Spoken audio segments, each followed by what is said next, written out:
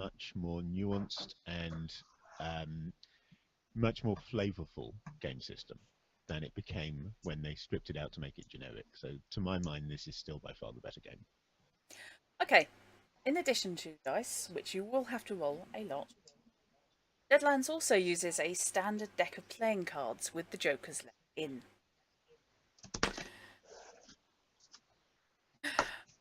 Just But showing then my you do take cards the to penguins out. my stream. Yes, yes. In combat, Still the jokers. cards are used as action decks.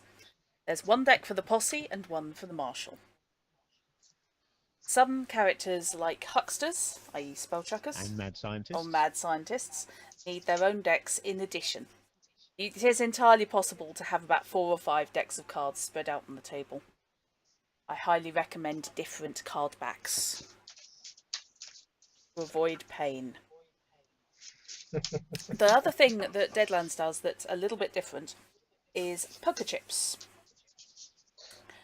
Deadlands uses standard poker chips to represent how a hero may control their own fate. The Marshal does get to use them as well. Are we going to need stacks of our own poker chips? Or are you just going to keep track of that? I can keep track of those because I've got a couple of poker sets kicking around. It's going to be an interesting thing because, of course, everyone's supposed to draw however many chips at the start of a game session. So presumably what's going to happen is Drutt is going to do that and then tell us what we've got. Yep. Because we're all drawing from the same set, effectively, Yes, aren't we? you are. Yeah, we are. So having our own doesn't help us. Right. I've never played poker, so like... Not a problem.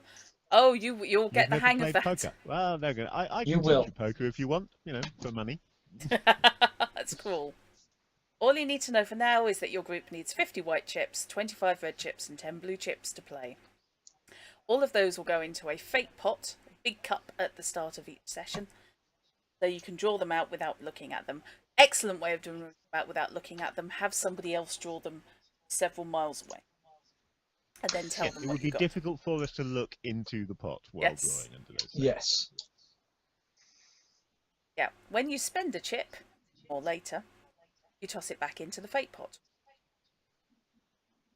It's going to require a really good arm. It is.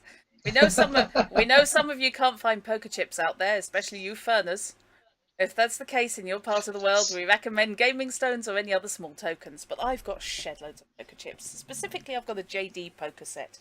So frankly, we'll be using that. Sounds good. Yeah. I apologise in advance, specifically to any of our companions across the pond. Atrocious accents are likely. Oh, yeah.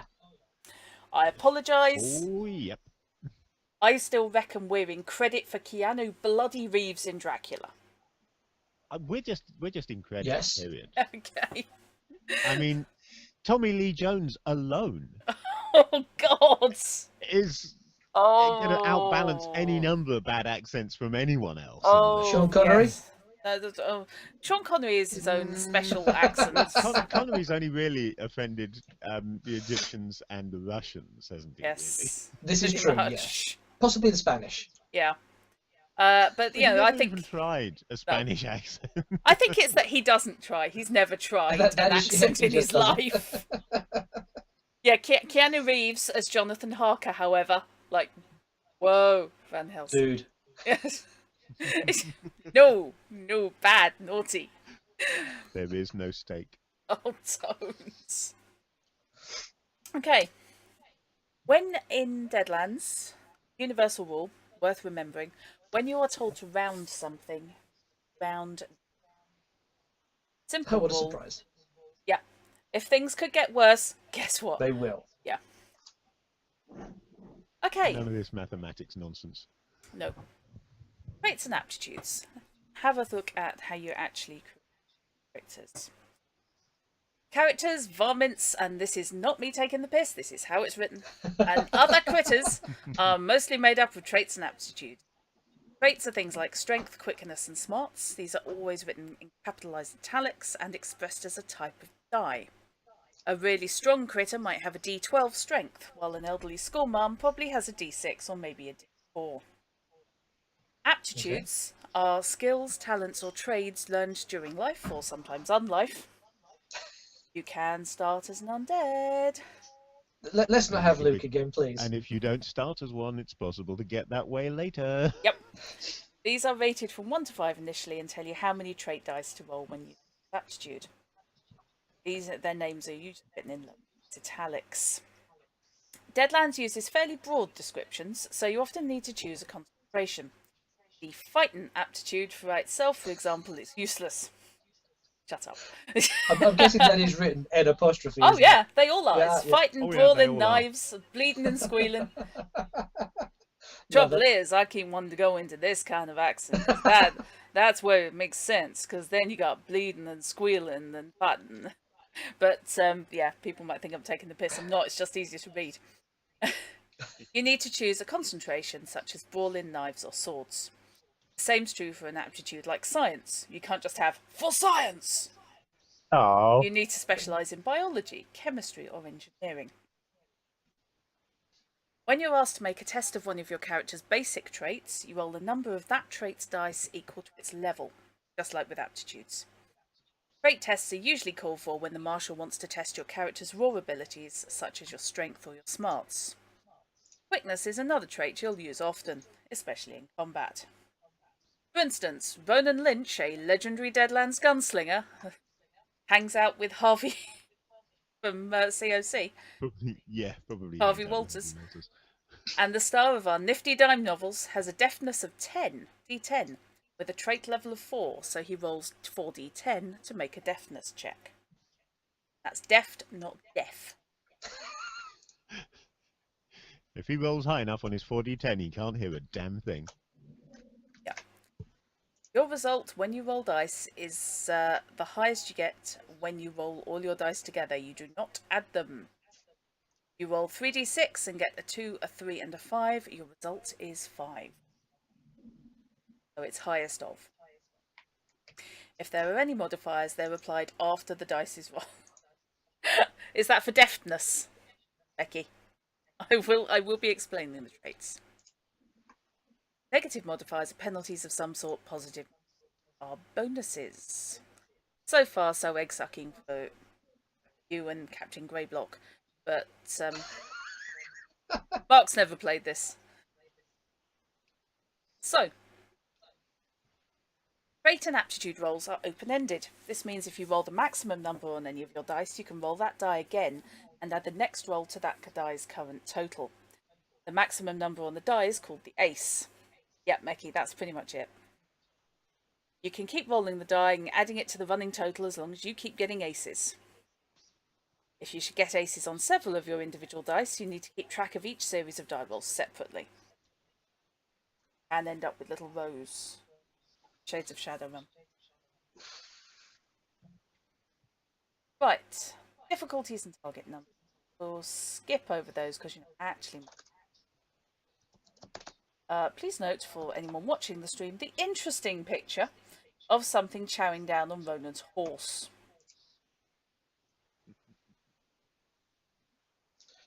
Oh god, yeah, there is a horse. I hadn't seen that. Yeah. These are pretty much the same Illos from the first edition Deadlands book that I've got, but they've decided to colour them. Yeah, the blood really shines through. You reckon that's George? I believe that's no, that's not a Mojave Rattler. But I do have the stats for all those. Anything they draw, I've got stats for. Yikes. Scared. This is a game that featured a tumblebleed. Yes, I remember the tumblebleeds. Yes. I remember you kicking a tumblebleed to death. Just Well, I was already dead. It didn't matter if it killed me. Yeah, there was that. Okay. Didn't we kick one into a fire at one point? I think we might have done. I think we might well have done. You did, yes. Unpleasant. Okay. God, you had the world's dodgiest Irish accent when playing that one, didn't I? Dear God, yes. Yeah, let's not create him again. No. Okay, so It was useful. almost as dodgy as my New Orleans one. No, you're just fine as long as you sort of leap in with Narlands. As long as you start on that, and start with Narlands, and then you take it from I've there. been playing a lot of Gabriel Knight. You have to, yeah. Yeah. It really helped. I actually did. I actually would go in and play a bit of Gabe to get the feel. Which is good because my characters weren't from. Okay, well, so I'm going to be mutilating a Texan accent this time round. So. oh God, help us all. Okay, so useful things to know: ace, the maximum number on any type of die. Aptitudes, your skills, talents, or trades. Persuasion, shooting, sneaking. Bust, you go bust when you roll more ones than anything else. This means your character failed catastrophically, not looking at any Robinsons in particular. To be honest, doesn't Fishy have the trait for rolling all ones?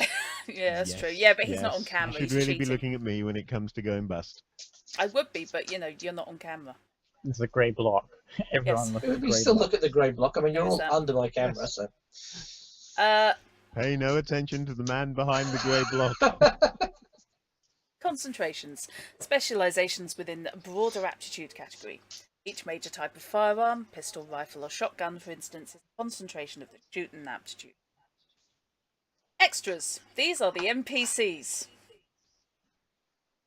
Extras. Yep. Extra. Read all about it. Extras include everything from loyal sidekicks to dastardly villains and strange critters. The Marshal plays the roles of the extras.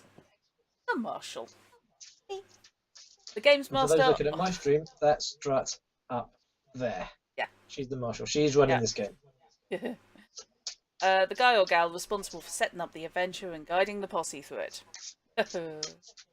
Yes, please note, not setting out to kill them all. Opposed role, a contest between two characters, such as stare down, which might use overraw, or wrestling match, which would be the fighting wrestling skill. Wrestling. WRASLIN apostrophe. Yep. Posse, Wrestling. the PCs, and any sidekicks, allies, or other extras who are tagging along.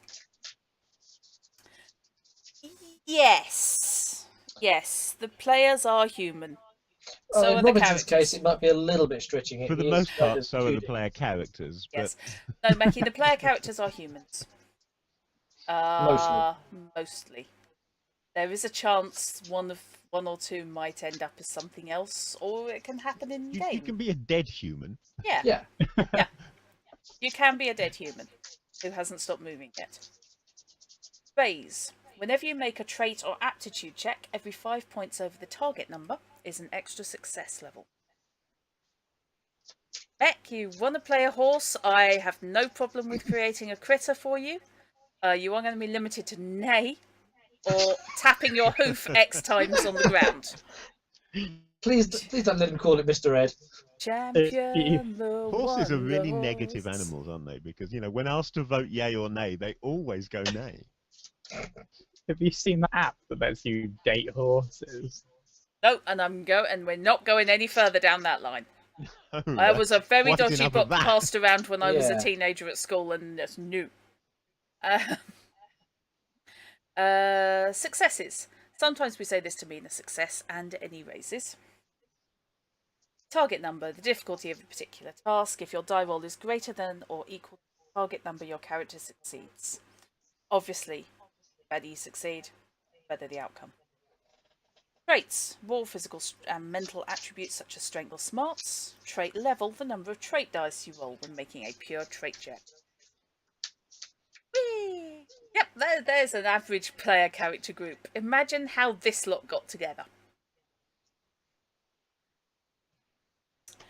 So, yep. It's the incredibly well turned out lady who's very ladylike. Yes. With a cult peacemaker. That can happen in game. And happened in Bordello. They're all like, The stuff heroes are made of. God help us that all. would be us. Okay, the first step in making your hero is to have some kind of idea who you want your character to be. There are hundreds of basic types of hero available in the world of Deadlands, from gunslingers to explorers to saloon girls to hucksters. It says let your imagination run wild, but again I'm giving the side eye to Robinson. But you've already thrown the bait of Yeah, Ghost Rock I and have. Mad Science out there. I have, yes. Okay. I will tell you that this game is going to be based around a small town in Nevada, if I recall correctly. However, you don't have to be from the small town. You can be an import. You can be a passing through. The idea is that I can run with whoever's around. So if somebody has business elsewhere, then that they can be helpfully out that sesh. As Fishy said, his character's from Texas. He has come for his own reasons to Nevada. Hello, Shank. Good evening to you. Hello. Sorry, just saying hello to someone in chat. That's cool. I have your chat open. I'm not daft. Ah. Well, I am, but you know. I am daft. I have both your chats open, but neither of them is actually on screen where I can see it. Well, that's different. Well done, Fish. You're really not with it, are you? Okay. Not.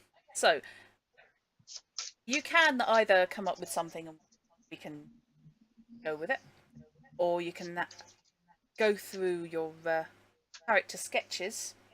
Might give you some ideas. I'm inclined I just be to Nikola Tesla. He was born around this time, right? no comment.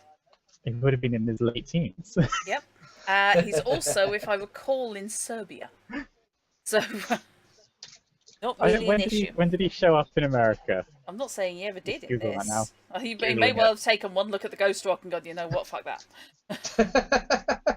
Nope. Going this way. My ideas are far more sensible. Okay. There's nothing to stop you taking him as a model and going mad scientist based around it with some Serbian import. So go ahead and create your own.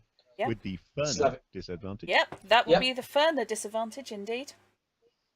Which, oh dear God, help us on the accent, but never mind. No! Yes! He went to America in 1884. You don't get to play Nikola Tesla. Oh. You've got to bear in mind that by 1884, we've already diverged rather from the mainstream original history. Quite a bit. Yeah. Civilization is very different. I say civilization. Civilization isn't. Bits of it are. Just that tends to be the bits in the east that you don't play in. Though I have got the books. Okay, for example. This is not a you have to pick one of these. Thanks, Mecky. Cheers for the visual on that one. Oh God. Have you not seen the servant version of Nikola Tesla from the Fate franchise? No, because I've never seen the Fate franchise. No, hang on, let me just bring it No, up. you're okay. No. You're okay. No. Sample characters. As I said, this is not a thou shalt pick one. This is simply examples. Bounty hunters. Buffalo hunters. Sioux nations herded most of the larger buffalo herds into their borders. This means buffalo meat and hides, once fairly cheap because they're so common, are now bringing in good prices at the few surviving and secret skinning camps. Sioux have warned off buffalo hunters on several occasions, but now they shoot on sight. Buffalo hunters need to be sneaky sorts with few scruples and steady hands for firing their Sharps Big 50 rifles. As an example. Cattle kings. You can be a rancher. Cavalrymen. Both the USA and the CSA, the Confederate States, have those. They act as scouts, Indian fighters. I apologise if anyone is offended with NPs, with non-politically correct terms. Very few cowboys in the 1800s are going to be talking about Native Americans. We're dealing with Indians. We're dealing with natives. That does not represent. There are few things I find as irritating as modern politically correct terminology being used in period pieces. Yeah. When usually they haven't been invented yet, the terms that are being used. That is just sloppy writing. Such things do not represent the opinions of the management. It's simply accurate for the game. So, cowpokes, which is cowboys, not anything you might want to bring up graphics for, Robinson. Oh God, of course, Joseph Rico, that's who I created. What? I've been trying to find my character for this game. Yes. I've just found him. I'd completely forgotten that I called him Joseph Rico.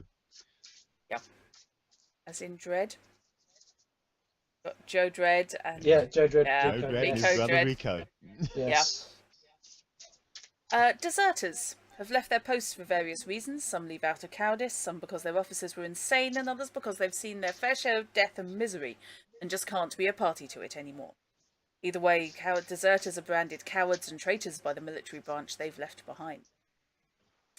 Explorers. No, there is no longer a true frontier, but many areas have yet to be fully explored. Maybe there's a reason for that. For example, greenhorns come west to see if all the wild stories they've heard back east are true. As one of these pampered dudes, your character wouldn't dream of touring the west in anything less than the comfort of first class. Has to figure out how he's going to make his way through any trouble, most do it by fast talking the yokels. Obviously they are wildly gunslingers, feared killers and revered desperados. Could be a tin horn dandy with some fancy New York target pistols. Others are Texas outlaws looking to escape some past misdeed. A few are noble souls struggling to protect the weak. Others work for crooked rail barons terrorizing towns and ranches that won't sell them the right of way. I will say, if anyone goes for an out-and-out villain, they're not playing it in my game. Oh no, Just let saying. them. It'll be fine. If they really want to play an out-and-out villain in the game with my Texas Ranger, they're fine. They're welcome to. Fair That would be good. Yeah. But be ready to create I'm not another tempted character. to say challenge accepted. Hucksters. Mysterious souls who've learned the secrets of Hoyle's Book of Games. Some say within this cryptic text are hidden messages detailing ancient incantations and rituals of the black arts. Others say they're fakes and frauds, but some say a huckster's hexes are just... Don't make me say that 3 times fast. Are just as deadly as a gunslinger's bullets, or worse. Unless you're playing Remy Fish, in which case your hexes are basically useless. Completely and utterly useless, yeah. Yeah. If you wish to Remy play never, one of these... I think he managed to pull off a hex once in the entire time I played him. Yeah, pretty much. If you wish to play one of these Weird West wizards, you really hate me. The first thing you need to buy your hero is the arcane background Huckster Edge. As well as if it helps you, when reading this book, I know, you were saying, it's easier if you do the voice anyway, but what you have to have in your mind for the narration, imagine this book is being read by the balladeer from the Dukes of Hazzard. That's basically what you're going for here. It is, yeah. Yep, the Duke boys, they and the kerfuffle. Yeah, okay. Yeah, you would also need Academia Occult and the Hexslinging aptitudes. Worth knowing. It's quite an investment to be a huckster, isn't it? It is, yeah. You need a couple of skills, you need a specific edge, which does blow character. Although, Remy did perfectly well. He was very bad as a huckster, but he was a gunslinger who nevertheless I spent the points on being able, being a hexslinger as well. Yep.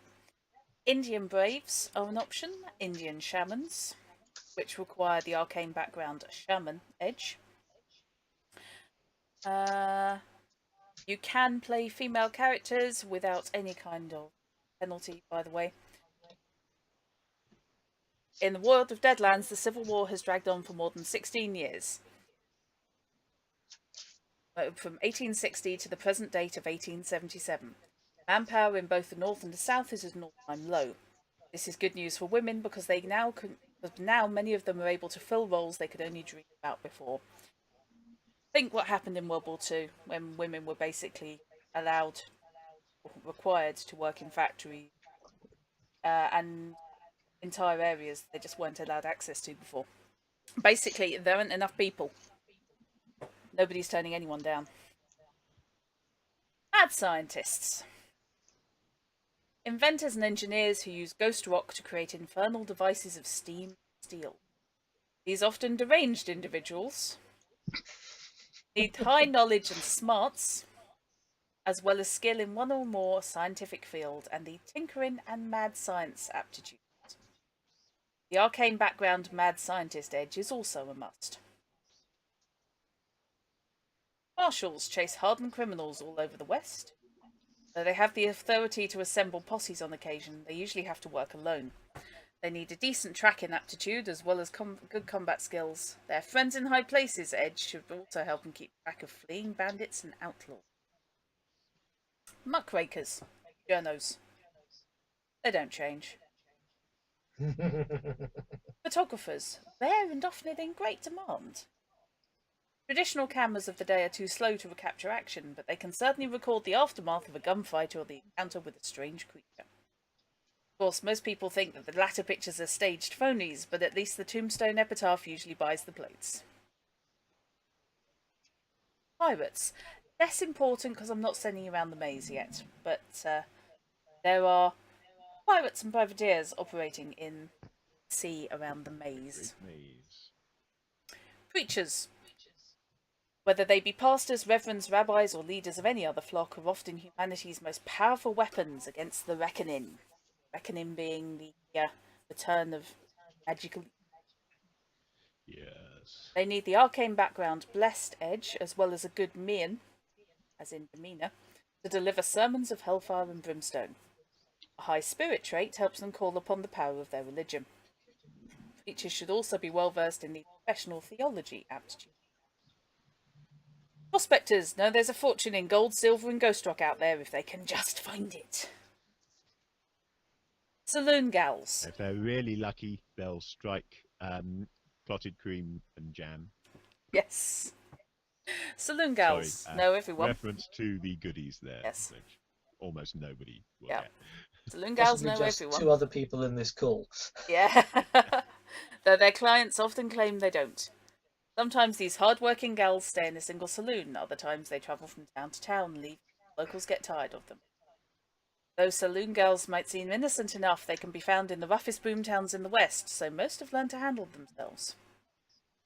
Quick question about the saloon gal. Uh-huh. On the previous page, you stated that gender was an equal opportunity Yep. status. Is there such a Not thing as a entirely saloon equal. guy? Well, if there are female cowhands yeah. and bounty hunters and marshals, That would be a gigolo. Which doesn't have a specific write-up, but yeah, basically you could create a gigolo who's probably have less generalised employment because social attitudes don't evolve that fast. But it's entirely possible you could have a young chap of the Purty advantage who never pays for his own drinks or his accommodation and never has a cold bed. And who probably, yes. On the range with the other cowboys. Yeah. It depends which way he swings. Gets mighty lonely when you're driving cattle. You can go the Brokeback route if you want. I was about to say Brokeback Mountain was a thing. Yeah. Or you can go for the the lonely female rancher whose hubby's off to war. That sort of thing. It's up there. But yeah, basically a similar sort of requirement would apply. A high mien and persuasion, the Purty edge. But yeah, that would be the equivalent. Bartenders, probably. Sheriffs. Now that's an idea. Yeah. I'm not positive, but I think you may have just insulted every bartender anyway. Bartenders as an example of the same sort of general occupation. Leave me alone. Sheriffs have a tough job in the West. They're often the only thing standing between a ruthless gang and the common citizens of the town they've sworn to protect. Worse, their authority stops at the county limits, making it easy for outlaws to escape their limited grasp. Okay. Snake oil salesmen. Sometimes called hucksters, but they're not spellchuckers. They're just con artists. Teamsters drive wagons, stagecoaches, and other beast-drawn vehicles. They act as couriers, messengers, and freight haulers. Yep, that's the trucker. Okay, so that gives you the sort of idea of the world you're looking at. There are some interesting subsets of some of the things that we already just ran through, like, for example, the Texas Ranger or Pinkerton, who are...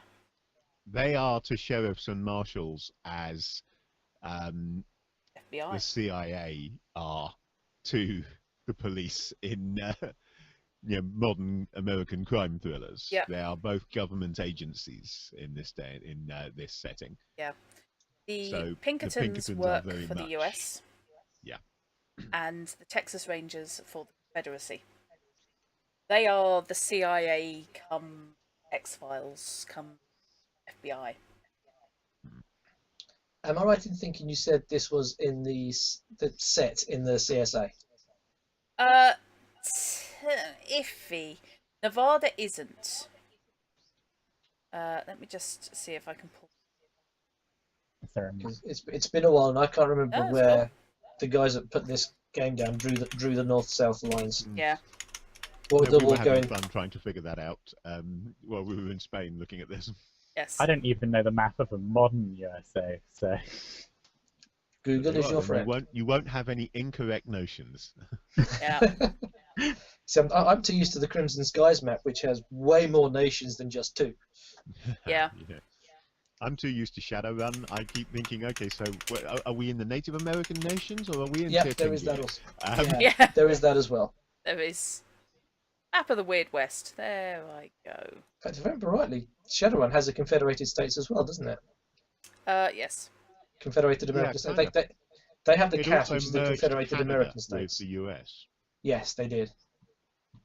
Which always confused me for a long, long while, because I knew where Seattle was. I'd been there. And I couldn't work out why not America went so far north above it. Yeah. Because they have a new nation which is responsible for running examinations in the United Kingdom. It's UCAS, the United Canadian and American States. Yes. And UCAS, of course, is the body that handles examination organisations in the UK. Okay. So, let's have a look here. Utah. There is West. A chunk of Kansas and Oklahoma has been bitten off into the Coyote Confederation. The Sioux Nations have taken on Nebraska, large chunks of Montana, Dakota, and Wyoming. Arizona, New Mexico, Texas, Arkansas, Missouri. Sounds like the weirdest version of Route 66 I've ever heard. And Mississippi are Confederate states. It all gets a little bit complicated. Essentially, Nevada technically isn't Confederacy. Is like Nevada its own little pocket of nothingness? It's essentially a knackered bit of desert no one particularly interested except to go through. It's a hole in the wall, isn't it? Yeah. Right, fair enough. Basically, I was just asking because when it came to background of characters, I didn't want to pick a US character if we're in the Confederacy and vice versa. It is technically US, but don't expect a huge amount of law and order. Fair enough. I mean, my character is from the Confederated States because he's a Texas Ranger, but he's also well out of his... My theory was he was well out of his jurisdiction by this point. Yep. As much as anything, I'd had an idea for a town. I looked at the map. I picked a location that fit. Threw a dart at the map, huh? Well, I wanted it to be close enough to California that I could use the book on LA, the City of Lost Angels, which is a whole source book on its whole campaign book. Right. Okay. So, anything leaping out at you?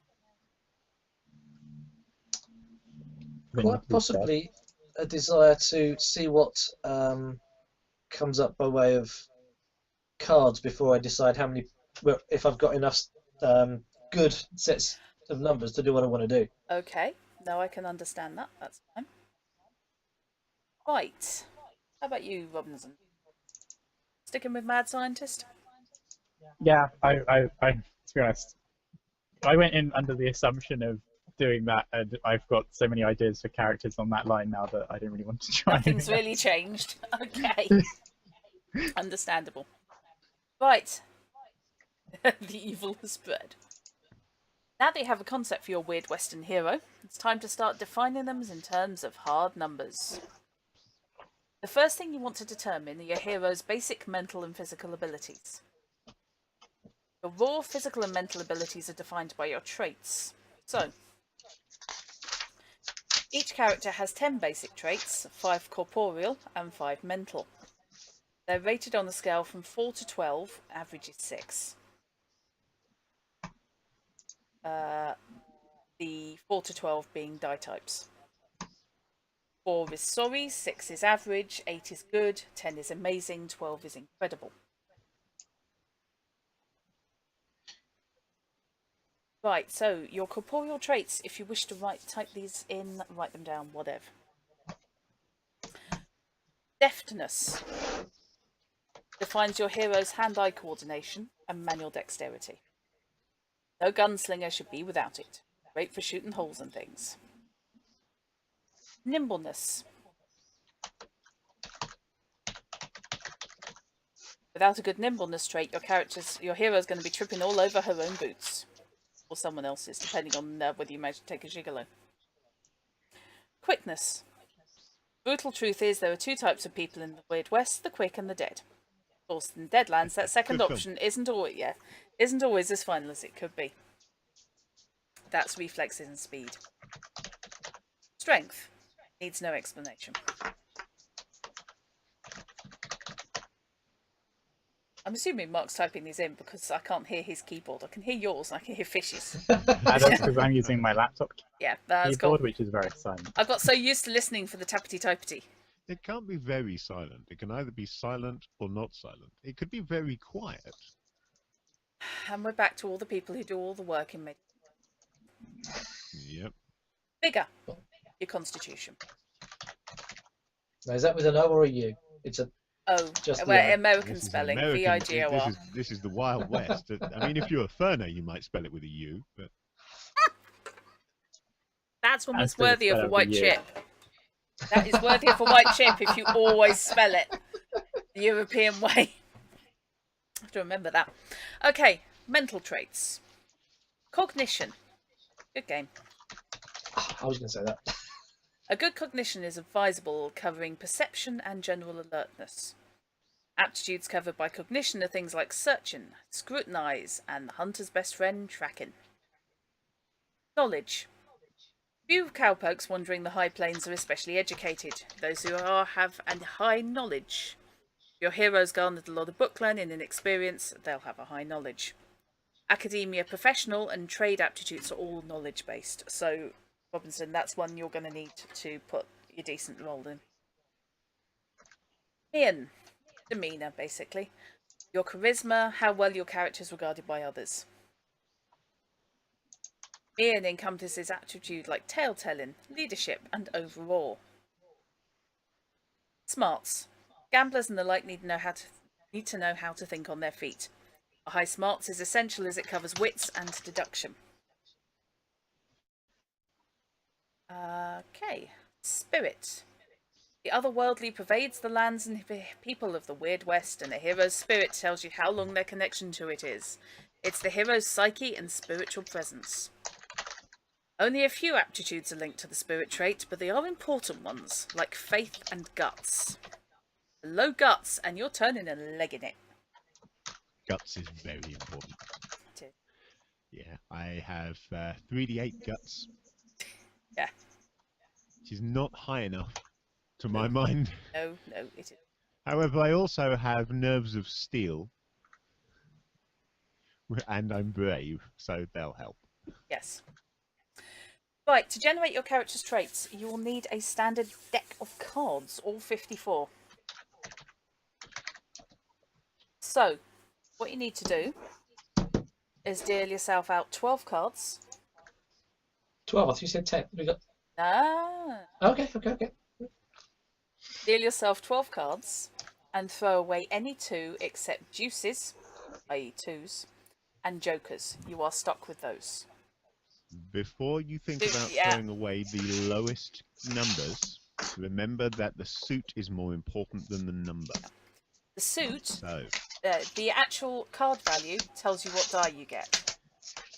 And I will tells you how let many you know. dice you get. Yes, no, it doesn't. The card Yeah, you value. said the actual card value tells you what. The card value tells you how many dice you get. No, it The suit doesn't. I'm tells you- looking at the rules. Sorry, other way round, rather. It is. Yeah, you're Shut up. Yikes. Don't Yeah. confuse me when I'm reading the rules and trying Sorry, to clarify it I for know people. You're Yeah. having a bad day. I know. It's I okay. am having a bad day. Have a yeah. drink. Yeah, your card think I number, will. card value will tell you what die you get. Suit will tell you how many of those How many dice you dice, roll. yeah. For example, a club is only one of whatever you've got. So while an ace, which gives you a d12, might be fantastic, if it's only an ace of clubs, that's only one d12. So you've only got one die to roll. Bearing in mind you're going for the highest of however many dice you're rolling, it might be better to look at... Also, importantly, obviously there are not enough die types for each number to be a die type. No, it's a range. So you have to know what the ranges are. Yeah. When because that people have becomes drawn, important. before they chuck the cards away, I will tell them what the ranges are. But yeah, good point. So yeah, draw 12 cards, and I will tell you what they are worth.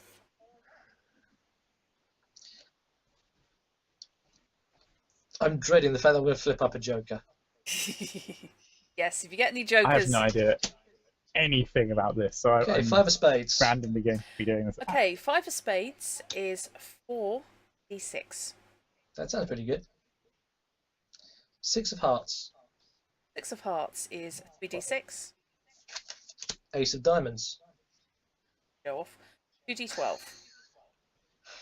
I know there's going to be a joker. 9 of diamonds. 9 is 2d8. Sorry. 9. Where did that come from? 7 of spades. 7 of spades, 4d6. Black joker. You are joking. There's only 2 in the bloody deck. You're only drawing 12 And cards. for those on my stream, black joker. Oh, awesome. Well done. This is why I'm drawing my cards in such a way that the folks on my stream can see what I'm drawing. Right, what is the next card on from Joker? Because the suit will determine how many dice. Oh, God. Heart. Okay, that's 3d12. Oh, That Joker. 3d12. That's a damn sight better than my Joker. That's not I've bad. got 1d12 out of Yep. mine. So carry on till you get to a total of 12. 6 of spades. Bloody hell. 4d6. Some high King of num. spades. Yikes. 4d10. Queen of spades. Shit, 4d10 again. You saw Again, you shuffled that's, these. That's gone off the camera. I've been shuffling them all the time. I believe you. I believe you. Queen of clubs. 1d10. That's still not bad. It's not. This is where, however you see, it's better to have maybe 5 of clubs. 5 of clubs is 1d6. Well, I think I know which one I'm going to ditch. Only I've got to ditch 2. Yeah, you've got the ditch too. Well, you're having to Right. think about that. Yeah. Mark Robinson.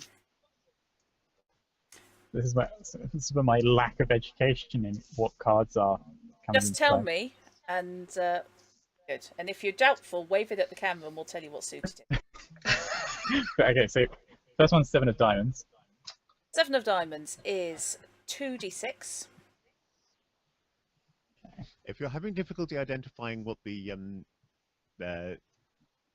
suits are, you have to remember, of course, that the spades are the swords of a soldier, and clubs are weapons of war. You know that diamonds need money for this art, but that's not the shape of my heart. Ouch. Yeah, I can see that one coming. Thick fog. Well done. And in case anybody thinks I'm referring to the cover version that is being played to me non-stop at work, no, I'm thinking of Sting. Fair enough. There's a cover version of that? Yeah. Can't remember who, but Bloody awful one, yes. yes. what he said. Okay, Robinson. 10 of diamonds. 10 of diamonds. That is 2d8. Okay. Remembering this is going to be a pain. You could just write them down. Yeah, that's what I was going to do. Yes, please. I was going to type them out, and then I was like, this is more. In that case, do that. Because I'm not expecting you to be able to remember these traits when you come to do it. When we roll dice in this game, do we add the dice that we roll, or is it pick the highest? Pick the highest. It's pick the highest. Okay. That's why it can If I remember sometimes. rightly, don't you get some kind of bonus if you roll the same one? If you roll the maximum, What was 10 of diamonds? you get to roll an add. 10 of diamonds was 2d8. So I'm definitely ditching the 5 of clubs. I don't know what the heck else I'm going to get rid of. 9 of diamonds. I'm getting a lot of diamonds. Okay, 9 of diamonds is 2d8 again. God, did I get a shitload of spades here? Yeah, you did. You really, really did. 3 of hearts. 3 of hearts. That is 3d6.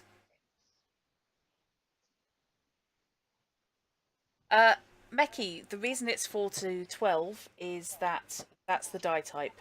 There's no d3s in this game.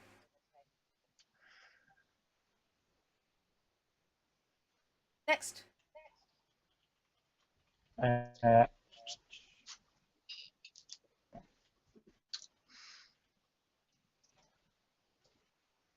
That is the 9 of spades. 9 of spades, that is 4d8. That's good.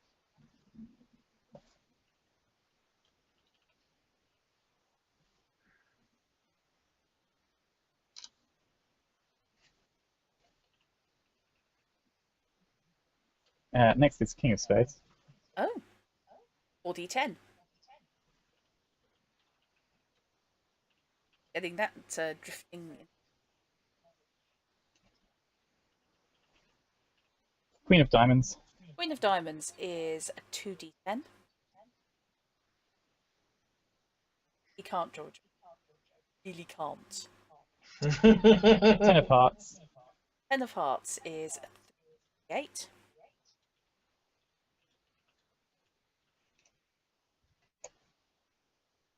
Queen of clubs. Oh dear. 1d10. I had that one as well. That's one of the ones I'm deciding whether I'm not going to keep it. I have to say, I've ditched off 1d10. 7 of clubs. 7 of clubs is 1 6. I think I see something that's going to get dropped. I could be wrong. Yeah. Ace of hearts. Ace of hearts? Oh dear. 3d12.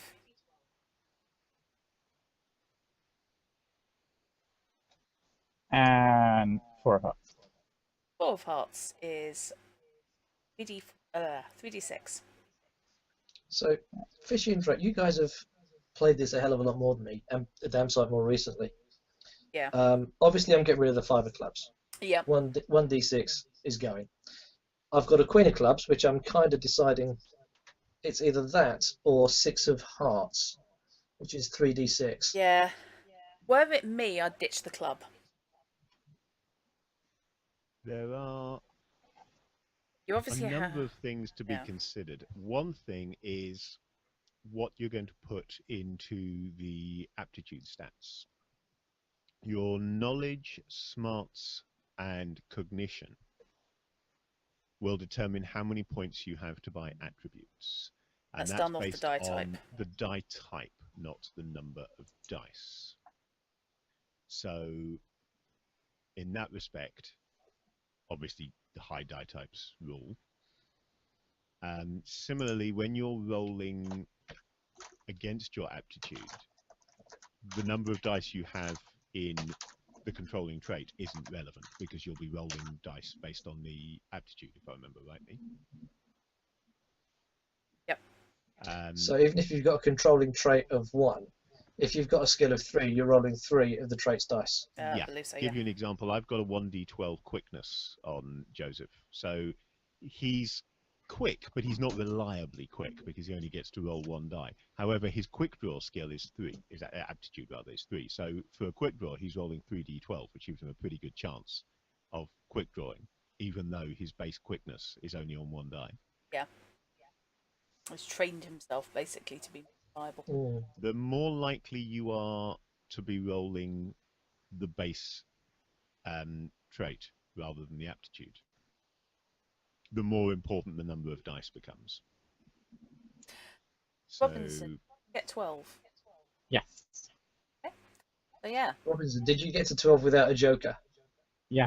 Oh my God. Yes! Someone didn't get a joker in the team. Yes. Yes. Meanwhile, I get to stroll off to page 35. Okay. Well, I still haven't fully decided. I'm kind of trying to weigh up where I want to go with this. How many edges do you get? It's done on points based. Hang on a sec. And how badly am I going to get bitten in the arse by this black joker sat here? That's what I was about to go and look for. So Okay. That's okay. He's panicking now, isn't he? Actually, no. At this point, I'm actually kind of hoping it means hallowed. I kind of know where I want to go now, and I kind of think a hallowed version would be hilarious. Hallowed. Oh God. Right. I think I get to draw is the thing. Okay. You see, I got the mysterious background is what the Joker gives you, isn't it? Is. And then there's either a roll or a draw. I can't remember There's a which draw. what the mysterious background actually is. Lazarus, thank you for the host. Thank you. Good evening, Lazarus, and everyone in your stream. Hello. Hello, Lazarus. Let me just hit edges. So, I, for example, had a I can't remember how it's phrased, but it was basically I was an auspicious or unauspicious birth. My mysterious background is that I was born under. As it happened, I was born under a blue veil, is the way it's actually phrased. But there are a number of different options for that particular thing. That you get one of these things marking your birth, each of which gives you a different ability. Yeah. Right.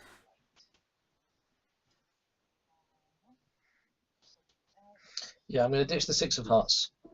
Okay. I'm going to keep the D10 for the Queen and lose the D6 for the 6 of hearts. Right then. And I'm going to hope it works out fine. Okay. Aptitude points are the sum of your knowledge, smarts, and cognition die types. We'll have that many points to spend on your aptitude. So if you want to know skills. how to do a lot of things, you need high die types in those 3 things. Example, if you've got a D8 knowledge, D6 smarts, and a D12 cognition, you've got 26 points. Yeah. You also have 26 points if you have a D10 cognition, a D6 knowledge, and a D10 smarts, by an amazing coincidence.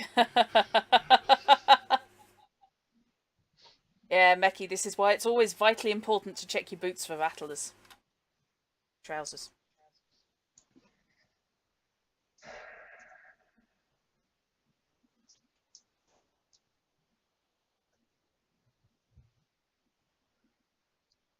I'm going completely blind, Fish. How many points do you get for trades? For edges. Edges. Yeah. I mean, I think the maximum may be something like 10, but let me see if I can find it. Yeah. Going completely blind. Yep, 10 points. Yep, it's under hindrances, bizarrely. Which come first? I think you can take up to 10 points in hindrances. Yeah. And You can obviously use- you can only buy edges with points that come from Hindrances. because you That's don't get what- yeah. points before. Right. Okay, cool. Yeah, that's why they list hindrances first. You basically Yeah. buy up to 10 points of those, and Yeah, the hindrance points Take it from don't there. have to go into edges. You can also spend them on additional aptitudes. So if you just find that your cognition, knowledge, and smarts aren't giving you those extra couple of points you need for the skill loadout that you're looking for, you can always take a couple of hindrances for it. Alternatively, you can be like me and really twist the rules as far as you possibly can. You remember I mentioned earlier the Veteran of the Weird West edge, which costs 0 points. And I very much doubt that anyone else will be allowed to be a Veteran of the Weird West once you've got one in the party, which you have. It's a bastard. Veteran of the Weird West gives you 15 points to spend on additional edges and aptitudes at the cost of 0 points as an edge. However, it also screws with your background big time, and the GM, the marshal, gets to decide how. So in addition to rolling a mysterious background, because I drew a Joker in character creation, I also have the messed up background from Veteran of the Weird West. And Joseph Rico has an interesting history. He has issues, shall we say. He has major issues. Okay, then. He may have left Texas because he's hunting his dead former fiance. Yeah. Who hasn't stopped moving yet. Yep. Right, so yeah, you are basically looking at up to 10 points of hindrances. You can only buy edges from hindrance points. As Fishy said, if you wish to up your skills, low hindrance points into that. So my interesting background. Right, allow me How screwed am I by this Joker? I would just head over to the arcane section. Leave us 235. Yep. Oh, that really doesn't bode well. That page you drop in on. Mysterious past. Da, da, da, da. When a player draws the Joker from the character creation, draw a card from your own action deck. That would be me. Oh dear. Dear God. Right. So have you decided what sort of person you're looking at? Not entirely. Okay. I have a bunch of options. Uh-huh. But I haven't fully decided yet. I'm kind of looking at the hindrances to try and work out how I'm going to wrangle things. Okay, not a problem. Let's see what. Also trying to work out where I'm going to put my dice, which again decides could. Yeah. Yeah, you're getting stressed now, waiting for me to draw a mysterious Nervous. background. Not stressed, not stressed. It gets you that way. Okay. Oh, fuck me so. Am I dead? More specifically, am I undead? Are you dead again? Yeah. It's because that git didn't draw a Joker, so there was a Joker floating around. 0, Lord. So I'm harrowed. You are harrowed. However, you are not as badly off as poor old Luke. How so? Because Luke managed to have 2 where he basically only had marginal dominion. However, you have the red Joker, which means you have total dominion. Okay. Hello. Light's gone out of my key. Stop it. Basically, you're in charge of your Manitou. That's handy. Yeah, that's a huge improvement over last time. Far less likely to be tipping buckets of pitch onto burning barns. As if I would do such a thing. Oh, wait, I didn't. The Manitou did. I was so happy about that. Well, technically, you didn't actually tip the bucket of pitch anyway. You just handed it to Remy when he was trying to put a fire out. Yes. Yes.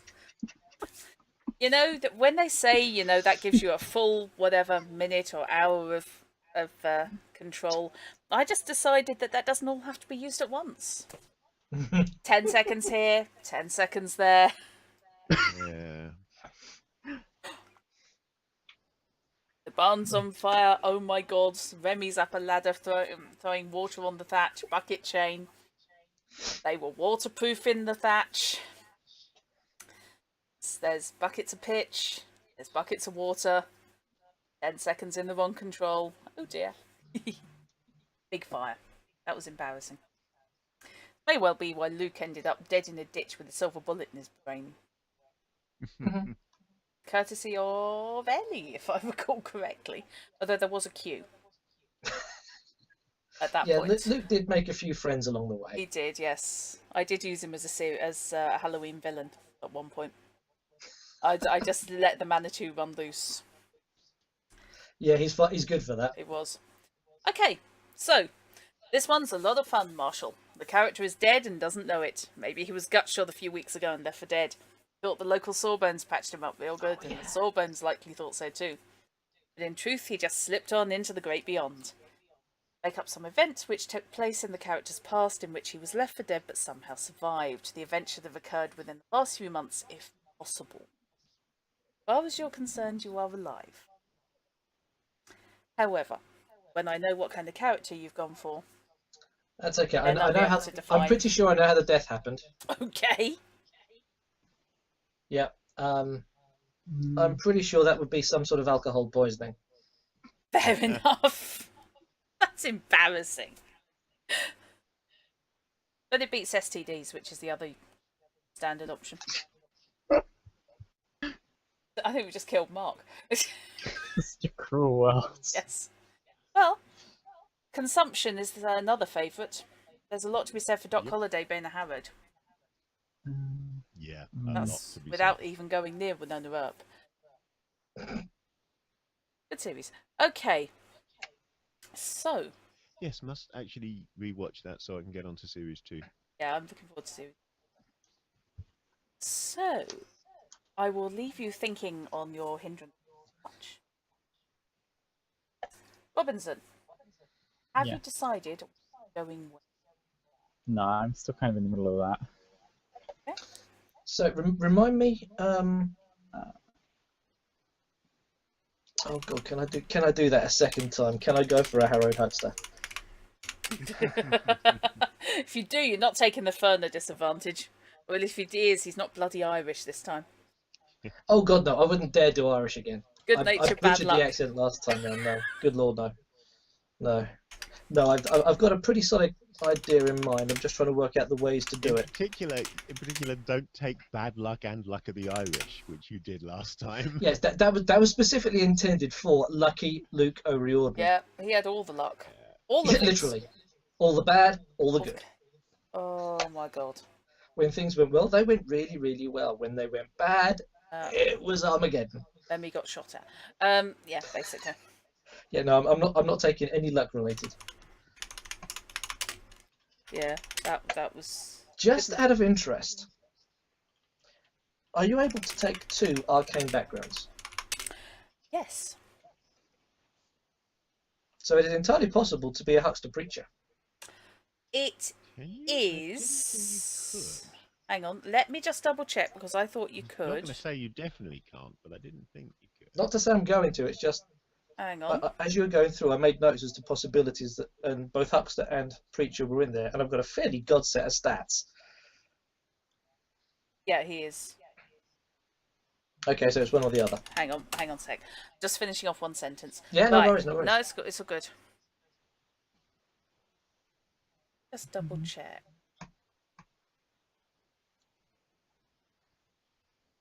Most folks encounter the supernatural and get eaten by it. A rare few have survived the ordeal and come away from it with strange knowledge and sometimes powers beyond mortal ken. There are 4 types of arcane background: hucksters, mad scientists, the blessed, and shamans. It doesn't actually say that you can't have more than one. However, Does the preacher say you can't be a huckster? they are all the same edge. So then we come into, can you take the same edge twice? I suppose you can, because you can take belongings, for example, Can, more yeah. than once, can't you? Yeah. You can indeed. Let me just see. Yeah.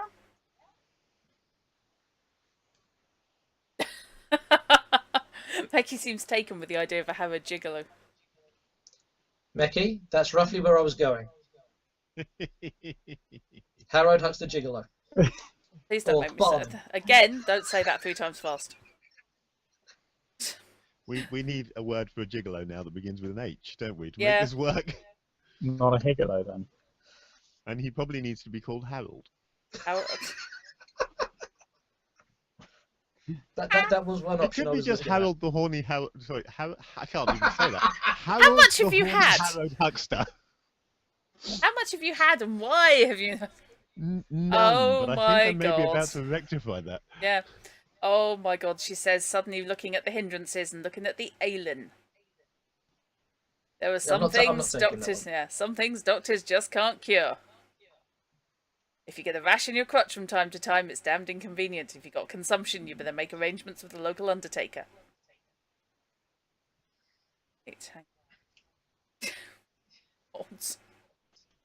Let me just vip over to the archetypes and I will see if the blessed demand that you not be. Right, there we go. I'm not likely to do it. I was just purely curious. No, you can, but bear in mind that determines that you really ought to. Yeah, you can. You'd have multiple skills that you need to take. You take multiple levels of knowledge. Yeah. Meki, you put way more thought into this than any of them. Yeah, Meki really did. Yeah. I think the Pony Express rider looks like book back action. But that may just be because I've got YMCA burn going through my head looking at it. I love the nun. The nun's great. I'm just toying with the mental image of a preacher standing up, giving his good old Bible bashing speech, and then throwing a hex. Yes. Yeah. Bear in mind that you want thunderbolts and lightning? Bam! Very, very frightening. The problem is that, of course, it is seen as sort of work of the devil. Yeah. So, a former preacher who then toddled off into the realms of the Book of Games, Hoyle's Book of Games, is a possibility. You can easily have a preacher without him being a blessed. Have somebody who is simply a professional, or was a professional preacher, who then discovered he actually had a knack for magic. And probably doesn't do Sunday sermons anymore.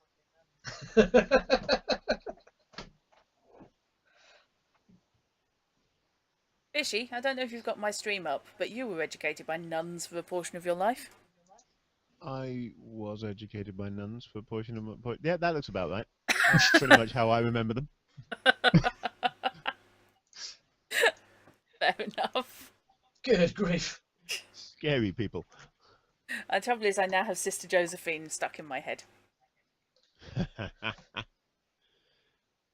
Right. Founder of the convent pontoon team. Yes. Okie dokie. All the way back down there. So I need to add up my knowledge. What can preachers do? As a blessed, what can preachers do? Okay.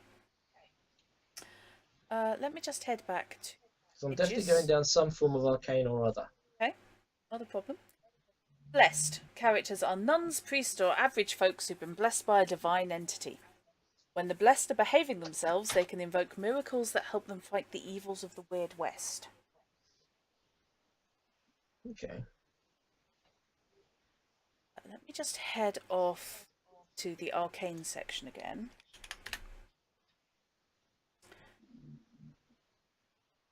Skip over that.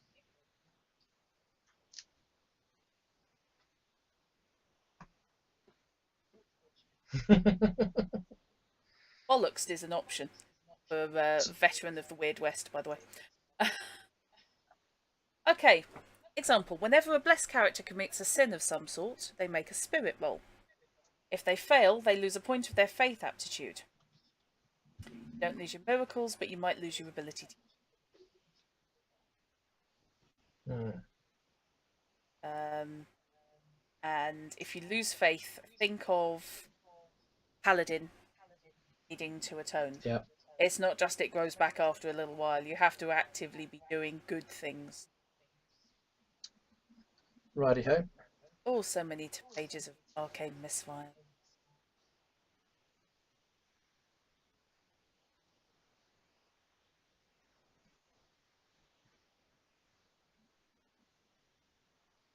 Just wait, the blessed.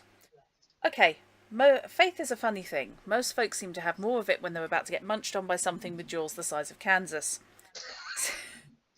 Seems they've got some notion they can redeem themselves at the last minute. If that really worked, most fellas would keep up drinking, gambling and carousing right up to the moment they're about to expire. But we all know better in the end. Genuine faith is a rare thing. Most people claim one religion or another as their own, but they don't really stop sinning until they get in trouble. The faithful have certain miracles they can call upon in times of need. Which ones depends upon the traditions and teachings of their religion. Regardless of the religion, however, invoking a miracle requires at least one level of faith, and all but the miracle of protection require the user to have the blessed edge. All but the miracle of protection. Yeah, miracle of protection you can use without the blessed edge. Anyone with faith can theoretically be protected by that faith. Oh. Simply taking the arcane background blessed edge and faith aptitude and claiming to be a devout follower isn't always enough. True faith requires work, even if the religion's practices might seem strange to others. Sinners aren't apt to be shown upon by their chosen higher power. Baptists lose faith if they don't dunk their young'uns. Jews can't get hitched without breaking someone's best crystal. And Roman Catholics can't eat meat on certain Fridays without getting dirty looks from on high. If your character isn't following the tenets of their religion, they start losing their faith slowly but surely. Divine entities are easily angered when their servants don't uphold their ideals or traditions, especially if they've been designated as something special in the public eye. There is so much on losing your faith and how easy it is. It really is ridiculous. Just cue up an REM song. Yeah. Our religion. Okay.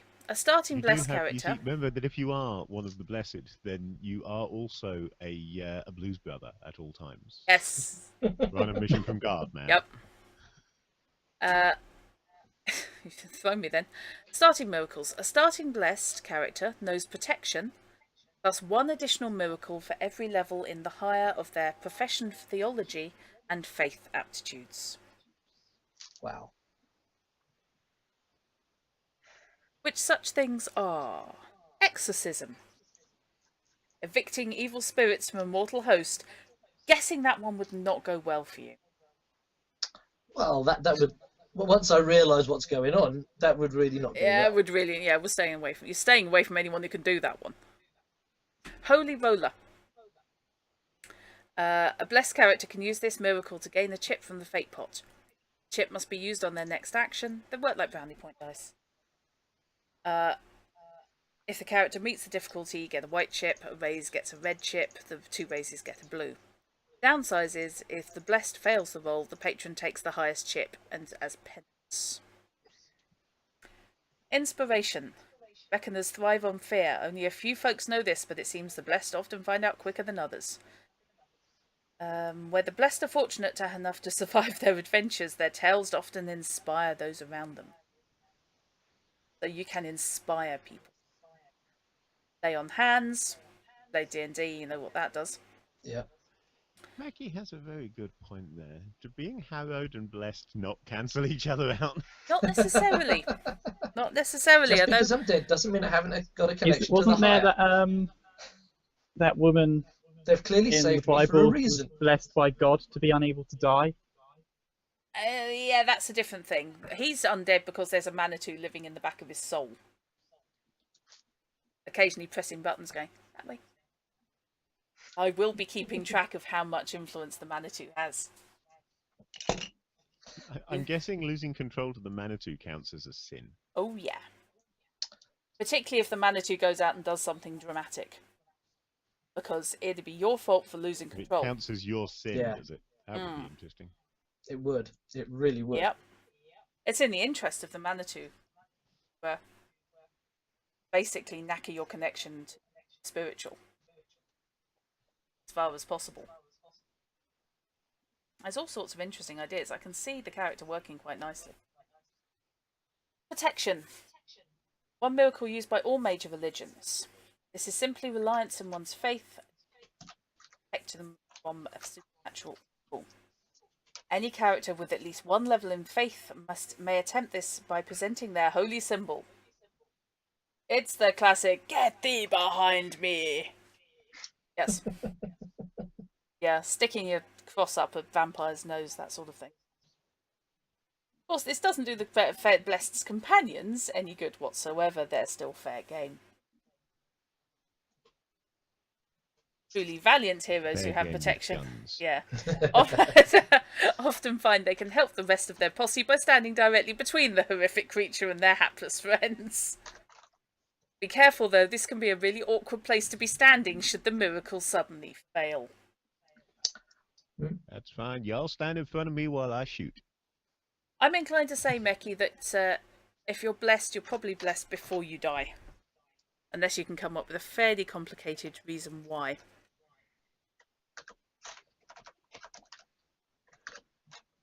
Well, I mean, coming back could give you faith. Oh, yeah. No doubt. Actually, I'll tell you what really could work for someone who becomes a blessed post-death. And that's someone who originally came back with the Manitou in full control. Okay. Now, a character who doesn't know they're dead, obviously isn't going to apply to, but for a character who does know they're dead, coming back with the Manitou in full control and managing to regain control from it could well put a person, on the path to the church. Yeah. So, getting any ideas there, Knight? Just dropping down some numbers into the stats to see where things sit. Okay. Smite. With this miracle, the blessed heroes of the Weird West can smite the evils of the Reckoning back to the last century. When invoked, the caster's deity fills the blessed with holy power, raising his strength by 1 step for every success and raise. Which is quite impressive, actually. I think it was Torg rather than Deadlands, wasn't it? Where one of the standard miracles is to have the priest blessing the ammunition before you start opening up on. Oh, that rings a bell, actually. Yeah. It could be interesting.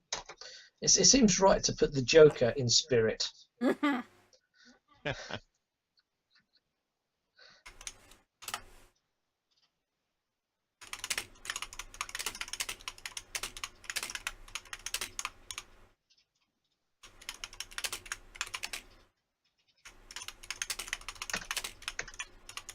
What's the difference between knowledge and smarts? Knowledge is book learning, smarts is figuring things out. Righty-ho.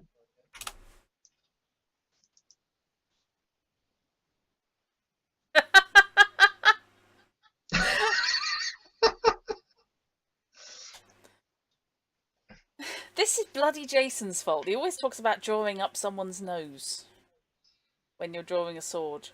Draw so it points directly up the nose, because they go cross-eyed looking at the end. And it focuses the attention.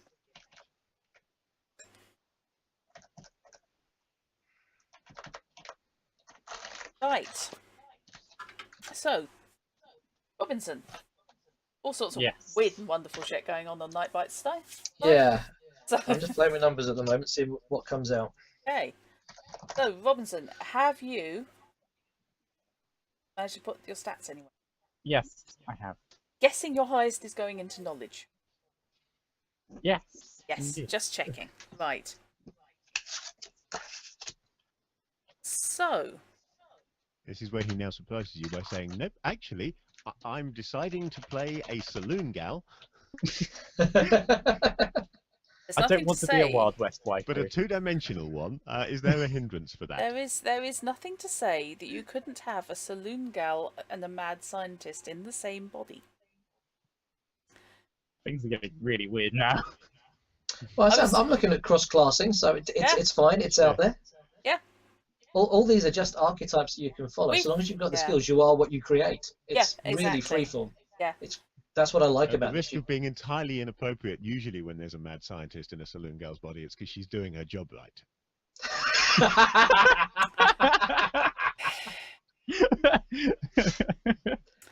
As Linda looks at the paragraph headed "Dementia" on Weird Science. Now, which skill is used for shooting people? Stat is where shooting people comes from. Is that? Shooting is, I believe, deafness. Hang on. Shooting is deafness indeed. Right, so that's going to need to be a good one. And it needs to be like shooting pistol or shooting rifle. You can. I haven't gotten as far as putting skills down. Yeah. I'm just putting the stats down. Yeah. Okay. So Which is fair enough. Mm. Some suggest that creating fantastic devices is actually a form of sorcery. They believe scientists are consorting with the same spirits as witches, warlocks, and hucksters. And not witches, harlots, and hucksters, which is what I very nearly said, because that's Next clearly where my just brain's uneducated. Is harlots and hucksters the alternative name for the D20 version of Deadlands? That would be cool. It would Right. actually, yeah. Can we play that So one? I've got They to should have pick done that. They aptitude. should have haven't I? released it as that. Sorry? Wait. The aptitudes have a trait, don't they? Yes. I have to make notes of those traits. So. Yeah. If you check the link, So, you've Things got like access fast to draw the rulebook. and reaction times are quickness, aren't they? Yeah, I've got. Uh-huh. I am reading it. It's just They are. my Page laptop screen makes 412. PDFs hard to read. I know. It's okay. Page 412 of that book is a character sheet which lists each aptitude underneath its trait. So you can see what comes under which trait very easily with that page.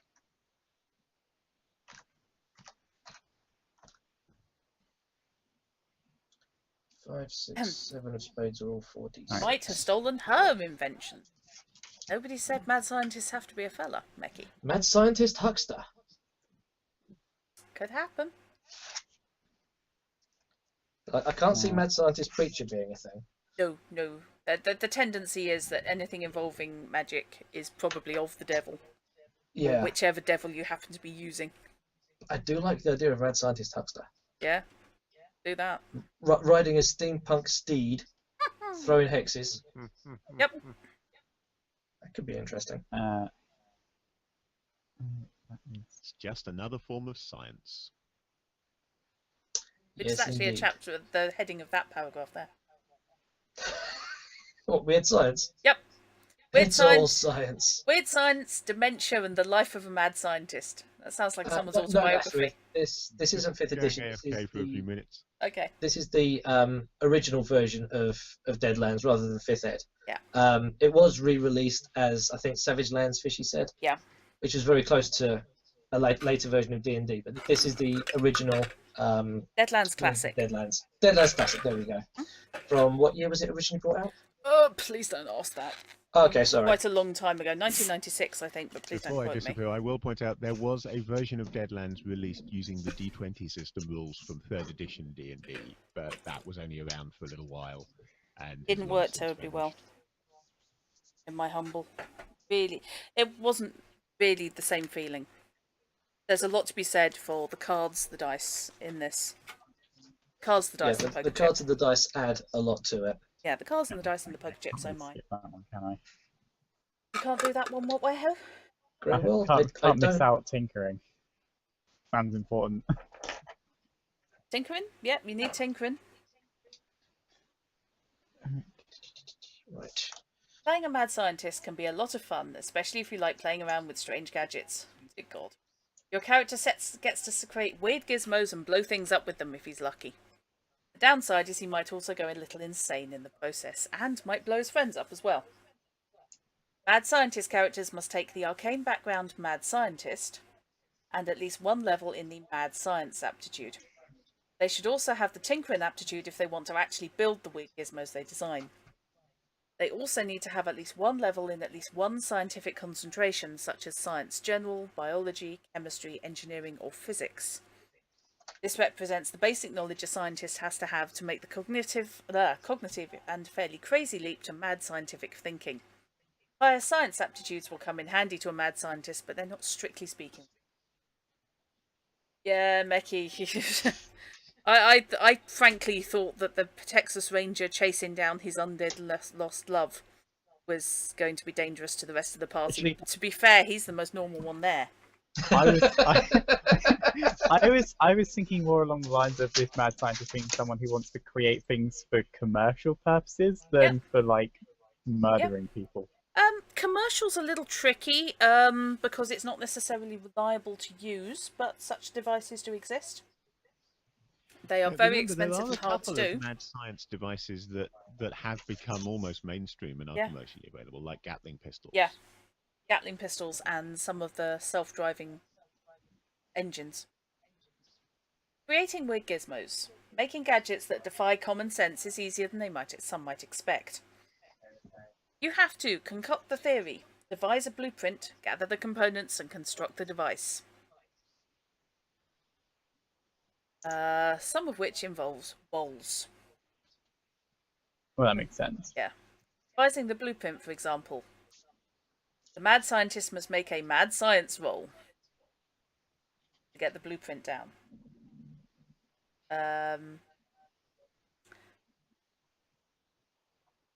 Careful design pays.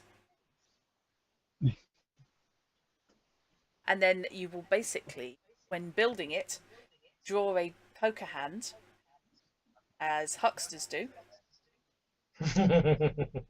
And how good the hand is determines whether or not you are able to build your device. Not all hucksters draw a poker hand. When I played Remy, I never drew a poker hand. I drew a lot of random cards that didn't form a poker hand. Yeah.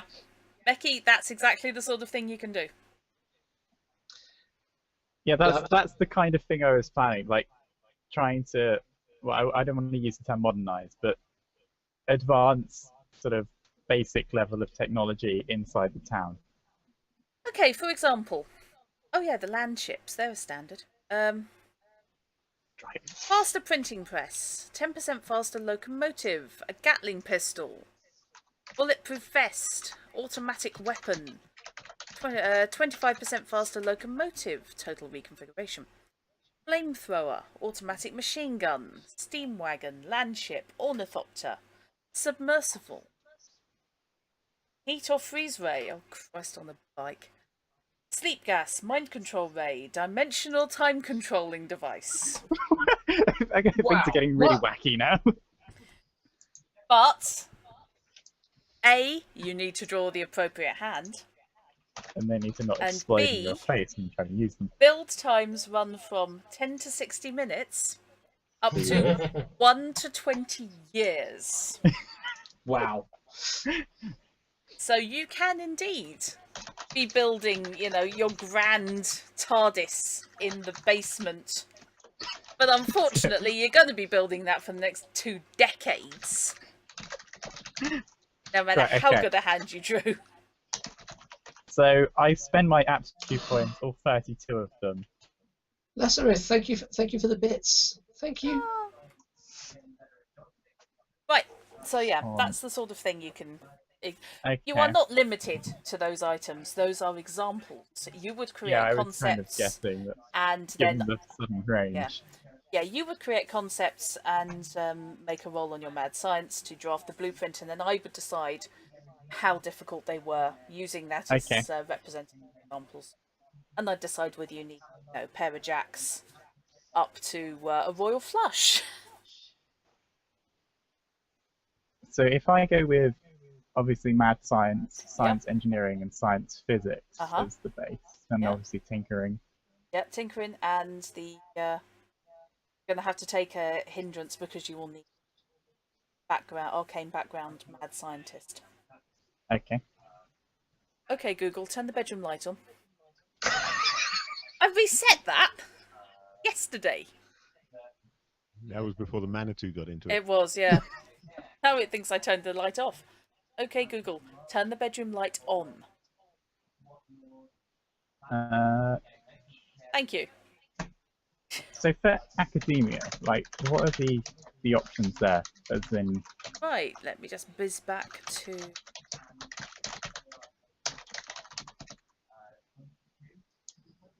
Great snap.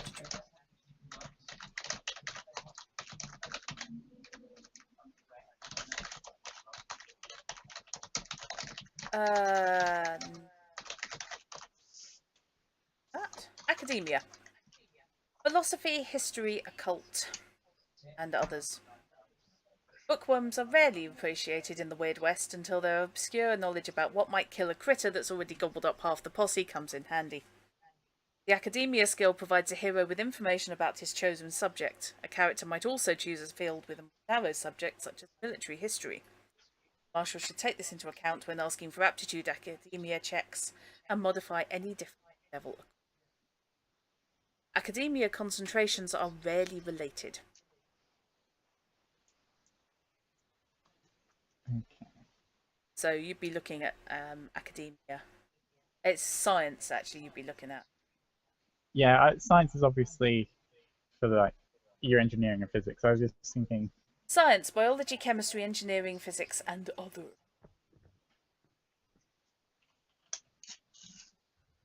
The aptitude covers book learning, experience, and skill in all sorts of scientific pursuits, except mad science, which is its own attribute, which you will also need. If your character is a mad scientist, you must take at least 5 levels in at least any one scientific concentration. Wow, that's really quite a Really big have burn to on know. your points. Yeah, you really have to know your stuff.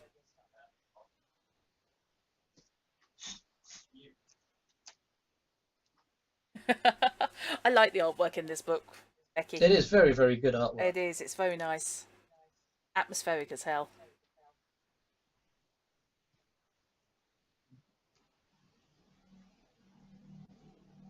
Mad science. Associated trait. On knowledge. the subject of art, this book exists, this game exists because of a piece of art. Really? Yes. Shane Lacey Hensley, I think Yep. it is, who wrote it, saw an undead gunslinger piece of art by Brom at Gen Con one year, and that inspired the entire game, with the result that Brom's artwork appeared on the front cover of the original book. If I could find my hard copy of the original First Ed book, I would be a happy bunny. If you just pop to page 411, you was can it on see there? not necessarily the actual piece that inspired this, but It is. a piece of art by Brom in the same vein, if I think not that's actually it. the original piece. I think that's it, yes. It is beautiful. It always threw me that Brom was about 12 when he started drawing. Really? Commercially. It's ridiculous. He is ridiculously young for... Yeah, you assume he's up there age-wise. And he isn't. Would mathematics come Your under quest science or for academia? your first edition rulebook, it's on the shelf behind me. Oh, that explains why I couldn't find the bloody thing. You lent it to I me did. 2 or 3 years ago when I Yes, ran Deadlands damn as it. a one-shot for my Pathfinder group. I have torn my flat to pieces looking for that book this afternoon. And of course I couldn't message. Well, how? Because your phone's not working. You should have asked me after I got home. I'd given up by that point and was just very grateful for having the PDF. No. Quick question for you, because I can't see it on the character sheet. Where does hex slinging live as a skill? Is it a main skill? Right. I believe this hang 1 second. Yes, those skills aren't on the character sheet, are they? No. Oh, sorry. I've just screwed past bleeding and squealing.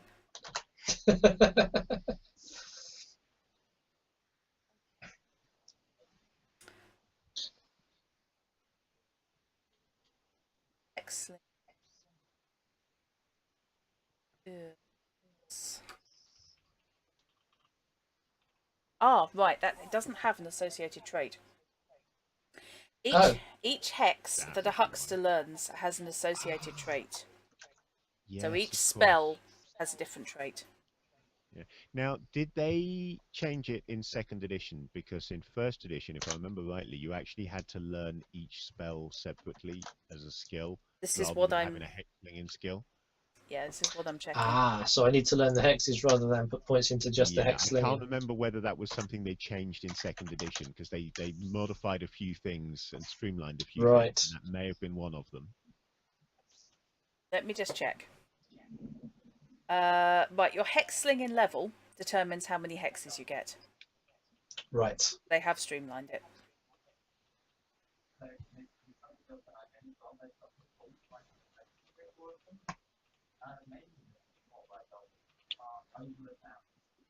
Since your hex slinging aptitude is your huckster's bread and butter, you should probably be looking into improving it as soon as possible.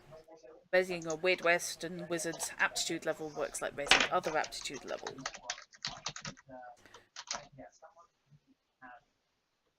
Hex slinging is a dangerous business. Basically, any form of magic is a dangerous. Will go horribly. So often.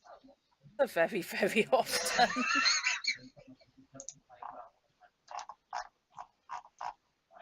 Fishy, have you got a video playing in the background or something? I haven't, no. Possibly what you're hearing is in the next room. Ah, okay. No, it's actually us. I've got echo back of us. Oh, yeah. Somebody with the stream up got the sound up. I've got us muted, unless it has spontaneously opened in my other browser.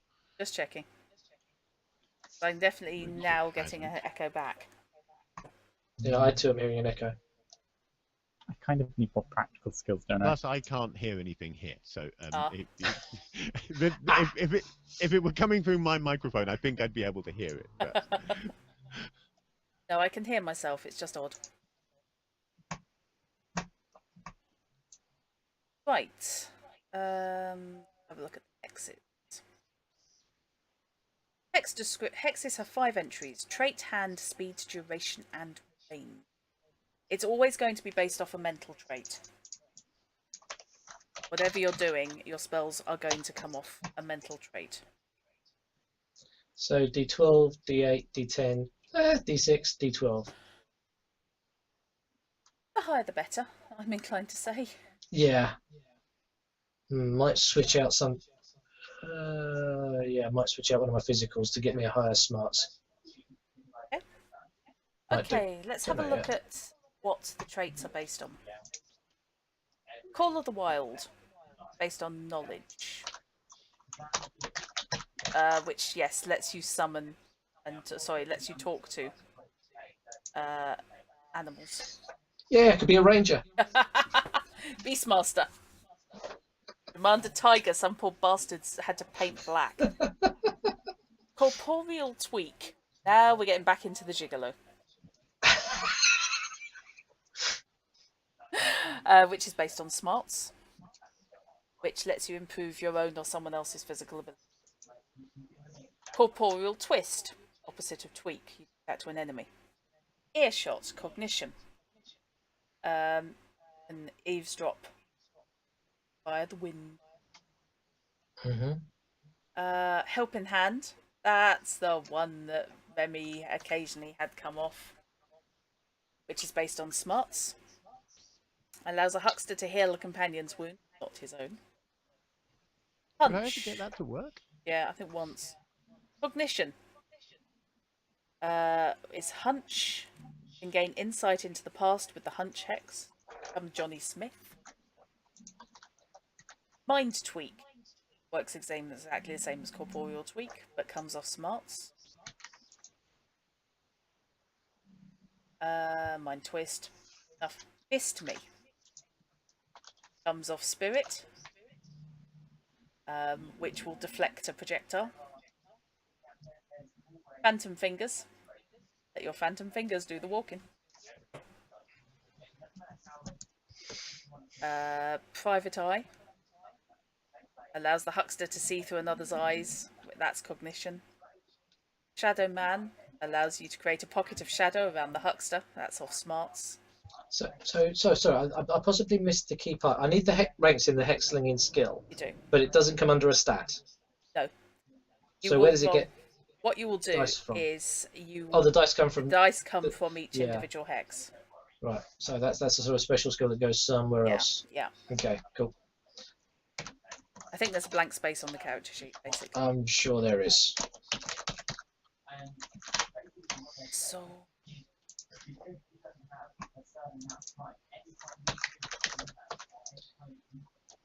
One's looking terribly earnest now.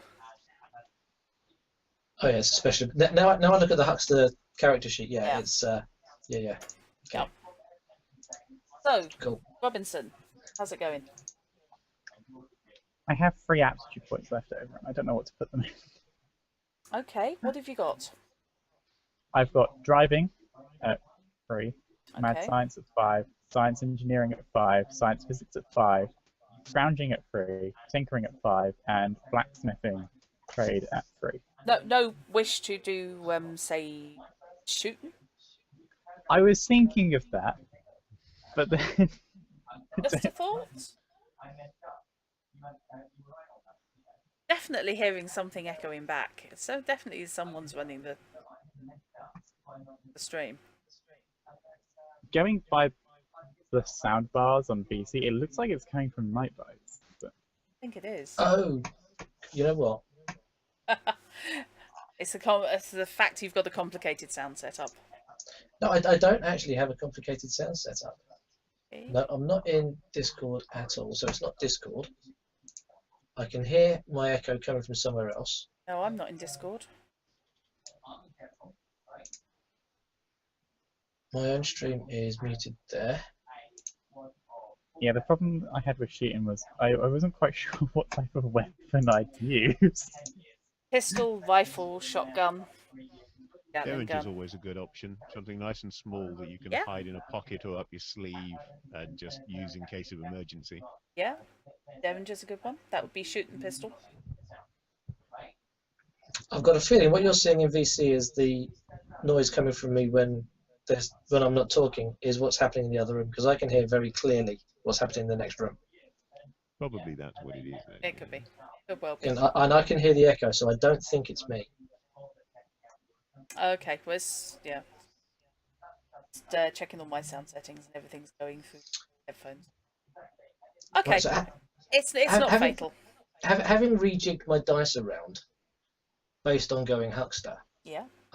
just double checking how many skill points I get. It's the die type of cognition, knowledge, and smarts. Yep. It is indeed. Totaled.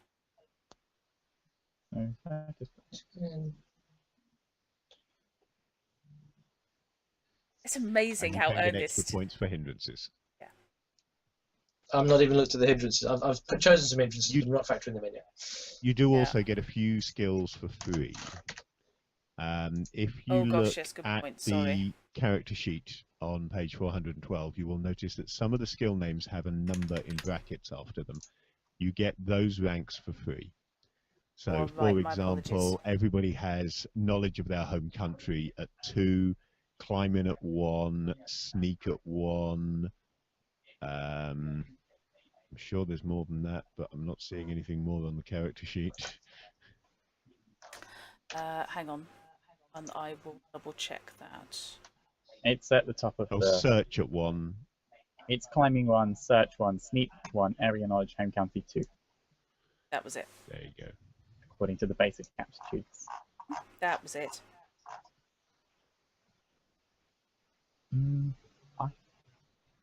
I guess that'll do.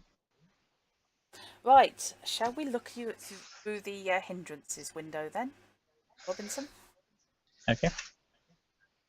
Because you need hindrances in order to buy your background. Okay. Okay, hindrances, physical or mental handicaps. You can take up to 10 points. Shall we check how much the thing you have to have is? Yeah. Your arcane background is 3. You want anything else, any in edges, then you're going to have to take more hindrance. Belongings, for example. which rates from 1 to 5, which is goodies. Might be $500 in cash, some shares in a profitable railroad, a fast horse, a fancy pistols, 12 silver bullets. That's level 1. Going all the way up to level 5, $50,000 in cash, a relic of power, a train, a pardon for all deeds past and present in a certain region or state. Yeah, you're going to have to justify if you want that. A mad science saloon gal should really be Purdy. Yes. Yep.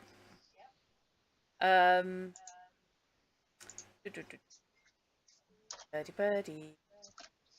Oh yeah, there's Purdy. Purdy! They say an ugly feather can stop a bullet with his face. A good-looking one might not get shot in the first place. A Purdy character can add +2 to most persuasion rolls or other situations where their good looks might come into play. And what she's holding, if you happen to have my stream up, is a Derringer. If you can ignore the stockings.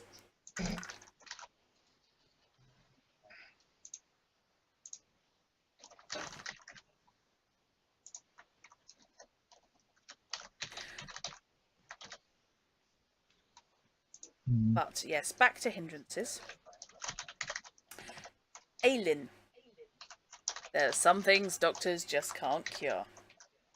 So that's a recurrent illness of some kind. Ranging from minor to fatal. All thumbs. You don't like machines and they don't seem to like you either. That seems really unlikely. Yeah, that's not too well one. Bad ears, the quick and the deaf. Which, these do have variable levels, ranging from inconvenient to, oh boy. Bad eyes, same deal. Sometimes it's better not to see what's coming after you. Bad luck. Calamity Jane's got nothing on you. If you go bust, whatever your character is doing has the absolute worst possible effect. Knight had that when Grim Servant o' Death. It's best not to have more than one of them in one party. Yeah, ideally. Now you say that. Oh, God. Big britches. It's surely good in your case, Knight, that would be Grim Servant o' Me. Suddenly went to speak of the me. Big britches. It's good to be confident, but only a fool charges 600 cavalrymen into 5,000 sous, or 12 kobolds with bows. Your character is severely overconfident, believes they can do anything, and never turns down the challenge. That's a hindrance, but I'm not looking at you at all. Big mouth. A little lip flapping can... the big britches and big mouth look fine. It's fun. Okay, they're 3 points each. You can have a total of 10 points. So a little lip flapping can cause a whole puzzle of trouble. Your hombre's lips are looser than Miss Kitty's drawstring. He always speaks before he thinks. Worse, he's also constantly blurting out the posse's plans or telling the bad guys what they want to know. Don't tell him, Pike. The hero also manages to put his boot in his mouth fairly often. No one ever trusts this habitual gossip twice. So I can kind of see that the guy who thought it was going to be a good idea to go running through a undead and plant monster infested area yelling. Yes, the guy with the cool beard is indeed me. Yes, haven't got the bling on today. Normally I've got a couple of beads that add it a bit of weight and straightens it out a bit. But for today, it's kind of it's boinky. Boingy. Yeah. The 12-year-old is Robinson, and the only woman on stream is me. The Invisible Man is Himfishy, who already has a character. Oh, are we talking about a different chat? The other chat open. I'd forgotten I had left that command in. The techie bitches about the term boinky. I wonder if I have one still in there actually.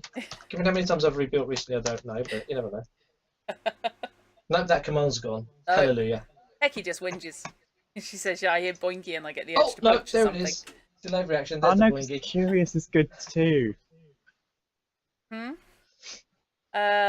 Biggin. Bizarrely with a picture of Mike Pramus next to it. Bloodthirsty. Chris Pramus, sorry, not Mike Pramus. Cautious. No. I'm actually banning you from the cautious. The disadvantage. Okay. Mad science and caution. Nah. Mad science and caution, nothing. You and caution. Absolutely. You can't, unless you think you could roleplay somebody cautious, in which case I could do that very easily. I don't know. I could, because I'm actually a very cautious person. So I just have to not try to do fun stuff. Clueless. Some folks can't find a needle in a haystack when they're sitting on it. The needle, that is. Your cowpoke is about as alert as a light post. Whenever the marshal asks for cognition checks to notice things, you must subtract -2 from the roll. This does include surprise checks. Death wish. Sometimes a fella just doesn't want to go on. Maybe his family's fallen victim to some heinous creature. Maybe he's got consumption and wants to go out in a blaze of glory. Or maybe he's a young upstart who knows just enough about the harrow to be dangerous. I think Meki may be pointing out the classic. Yeah, for this yeah. That's the next one down. Doubting Thomas. Doubting Thomas. So right. Some folks have a hard time believing in supernatural events, even when they're halfway down some critter's gullet. Doubting Thomas is a skeptic. My gosh! Look at this mutation! It's fantastic! Doubting Thomas Perhaps it's something left over from the Cretaceous. Are skeptics. It's hard not to believe in the supernatural after a few adventures, but these characters always look for some more mundane source than the blatantly paranormal. In a party with a huckster, who is also undead, and a guy who is chasing the undead remains of his former love. But who, professionally, because of his job, will agree with every pseudoscience explanation given. Because the job of the Texas Rangers is, in part, to make sure people don't find out about the supernatural. Yeah. The Texas Rangers and the Pinkertons also serve as the Men in Black. They are the guys who carry you away and tell you you didn't see what you saw and that was just a weather balloon. I'm going to need y'all to invent me a black helicopter, and I need it fast. What you really need invented is one of those very cool flashy stick things that they had in Men in Black. Very. Ah, yes. The flashy thing. Yeah. The neuralizer. Yeah. That's the one. Enemy. The enemy the past has a nasty way of coming back to haunt a cowpoke. Yeah, if you poked a cow, then yeah, it would. That's when you pick up Alien as well. If you poked a cow with the Texas Rangers around, you're going to get arrested for it. Remember, every foe you put down likely has friends or family who might come looking for you later. Okay. I think Doubting Thomas kind of is leaping out there. Yeah, Robinson. I've switched out the big mouth for Doubting Thomas. Oh. But then then we'd have to switch out Big Britches instead. In which case, how many points have you? How many hindrances have you taken so far? Well, I've got 3 of them because I have the arcane background of maths. So no, that's an edge. Is it? Yes. Okay. That's not a hindrance. You have to pay for the arcane background with your hindrance points. Okay. You can indeed have big mouth if you wish. What did I say? I've just read the description for impulsive. Some folks just can't keep their pistol in their pants. No, not that pistol. That's the Randy hindrance. Excuse me a second. Roll down. Yep. Impulsive characters are doers, not thinkers. They tend to go off based on their own hunches, even while the rest of the posse makes elaborate plans and carefully decides whether or not they're going to avoid the dragon. Not thinking of anyone in particular there. Or possibly maybe thinking about charging the masses of masked guys in black suits. Yes. Yes. Oh, God. Before getting bitch slapped with a tentacle. It really was the best option at the time. Which, to be honest, I think Lazarus would enjoy because she's a D&D-er. Oh, if right. anyone's got a link to that stream, yes, or the linked stories of it, please link that out because so far the cliffhanger of leaving Paul Robinson's character paralysed and slapped with a carrion crawler tentacle. That's it, carrion crawler tentacle is just awesome. Well, I knew it would come in handy. I just didn't realise it was going to come in handy quite that fast and on one of my own party. Impulsive characters have a deep and abiding hatred for cautious pansies. The opposite, of course, is also true. That hopefully should be the playlist of all 4 That looks episodes Thank of you, Swords of Fishy. Slaughter Deep. Intolerance. There's some folks you just can't stand. My They version, don't rather than cotton to yours. you, and you'd like to push them off a tall cliff. Kid. A character is a kid, 8 to 15 years of age. I think, to be honest, nothing else really out, so I'm not even letting you near Loco. I was thinking maybe obligation or habit for like one last point, but I'm not quite sure. Tell you what, shall we take you through the edges, and then if you need that last point, Okay. then, because you don't have to max out your hint, it can be useful. Okay, so your arcane background costs 3. So I make it you've got 6 points left. Yes. Okay, so you've got, you're looking at page 62. Yeah. Okay, there we go. Arcane background. Ooh. Oh, be careful what you say there, Lazarus. Yeah. Let me just pop in the Discord link. Come join us in our Discord. Yep. Beat me to it. Okay, belongings, which is gear over and above what you would normally access. Mm-hmm. Big ears. Some folks got head handles as big as a donkey's. Those who do can usually hear a soft-toed critter creeping over stone at 100 yards. +2 to cognition rolls involving hearing things. But you do indeed have the big old ears.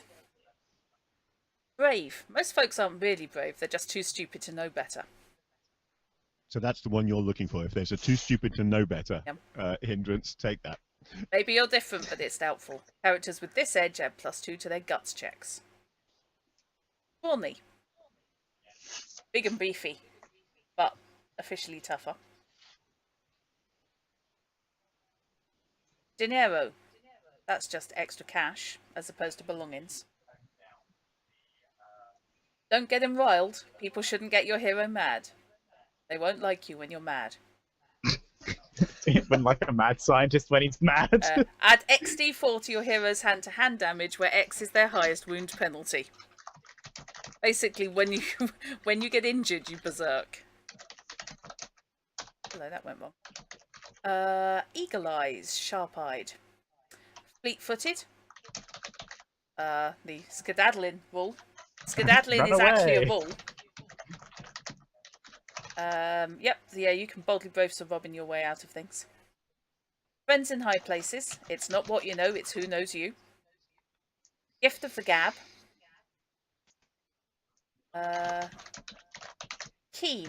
Frontier veterans expect the unexpected. Other folks are just jumpy. Thing they've got in common is they can both sense a mountain lion creeping up on them from 50 yards away. A keen hero notices little details, sounds, and movements others may add +2 to any cognition, search, tracking, or scrutinize rolls made under these circumstances. Kimasabi. Anyone who wanders into the Sioux Nations or the Coyote Federation better know how to say howdy without making anyone angry. Likewise, an Apache who doesn't know how to spit in the spittoon instead of on the floor probably won't endear himself to the barkeep. Kimasabi gives the character knowledge of a culture and a few casual friends within it.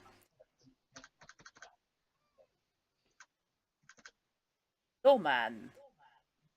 Not looking at any fish there at all. There's a whole book on law. Yep. Yeah. Law dogs. Yeah. Oh wait, light sleep. When assigning Yes, skill I've got points, 4 points of lawman because I had to be cross-jurisdictional. Yep. So to speak.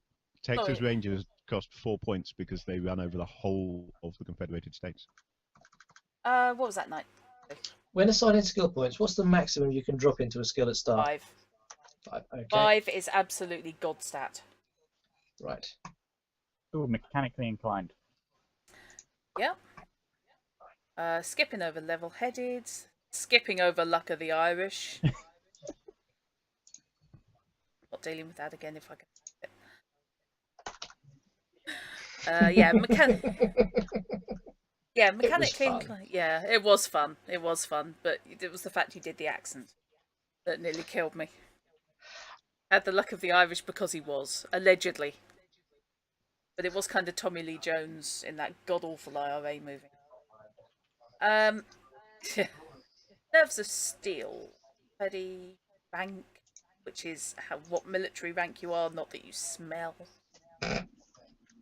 Renown. Reputation. Sand. Renown sounds kind of helpful, doesn't it? Are you well known among a small group?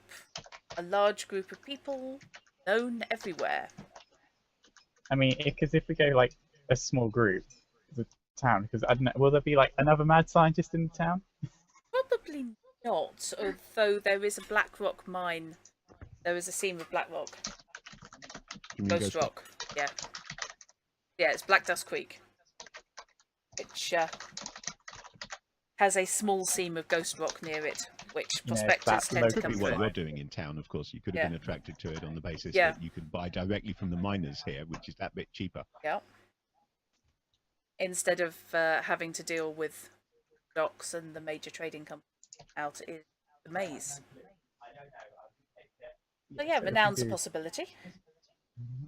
I think I'd only allow you the 1 point. Yeah, I was going to give it 1 point in it anyway. Justify just it. Like the local area. Yeah. This is, Sand. We're talking about the kind of hombre who keeps fighting even when his boots are full of his own blood. That's just really bad blisters. Ew, yeah. The kind of cowgirl who can punch the Grim Reaper in the face and then ask him to dance, who could drive Los Diablos themselves from Texas to Kansas. In short, a hero with sand has fire in his eyes and spit in his belly. Every level of sand allows the hero to add +1 to any stun or recovery checks that he must make during combat. Just too sheer bloody-minded to die.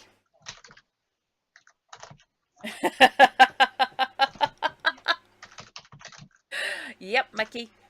It's a whole new meaning to die with your boots on. Please die with your boots on. Sense of direction. You can usually tell which direction is north or south if you're a rep. God, I'm skipping over sidekick unless somebody actually specifically wants it. I don't really need an apprentice. Not for that. The stare. There's something in your stare that makes others nervous. When your eye starts twitching, someone's about to get carried to Boot Hill. Clint Eastwood has it. That one Lemmy had. Yes, and so does your gunslinger. Yeah, the stare and mean as a rattler. Yeah, the stare and mean as a rattler are a good combination for making people back down. Yeah, you used it on the 10-year-old. Yeah? He pointed a gun at me. If he hadn't been a 10-year-old, I'd have probably just shot him instead. Thick-skinned. Basically, that's reduces their wound penalties. Tough as nails does the same thing, but for exhaustion. Two-fisted. A rare few are just as good with their left hand as they are with their right. These folks make deadly gunfighters and better cheats. A two-fisted character ignores the -4 penalty for using his offhand. If he's firing 2 guns or fighting with 2-hand weapons, he'll still have to deal with the -2 penalty for the second weapon. You'll learn all about this in Chapter 4. Skip over Veteran of the Midwest because, yeah, unfortunately, I got there first and not having to. Sorry, guys. I'm quite happy without it. Yeah. The voice.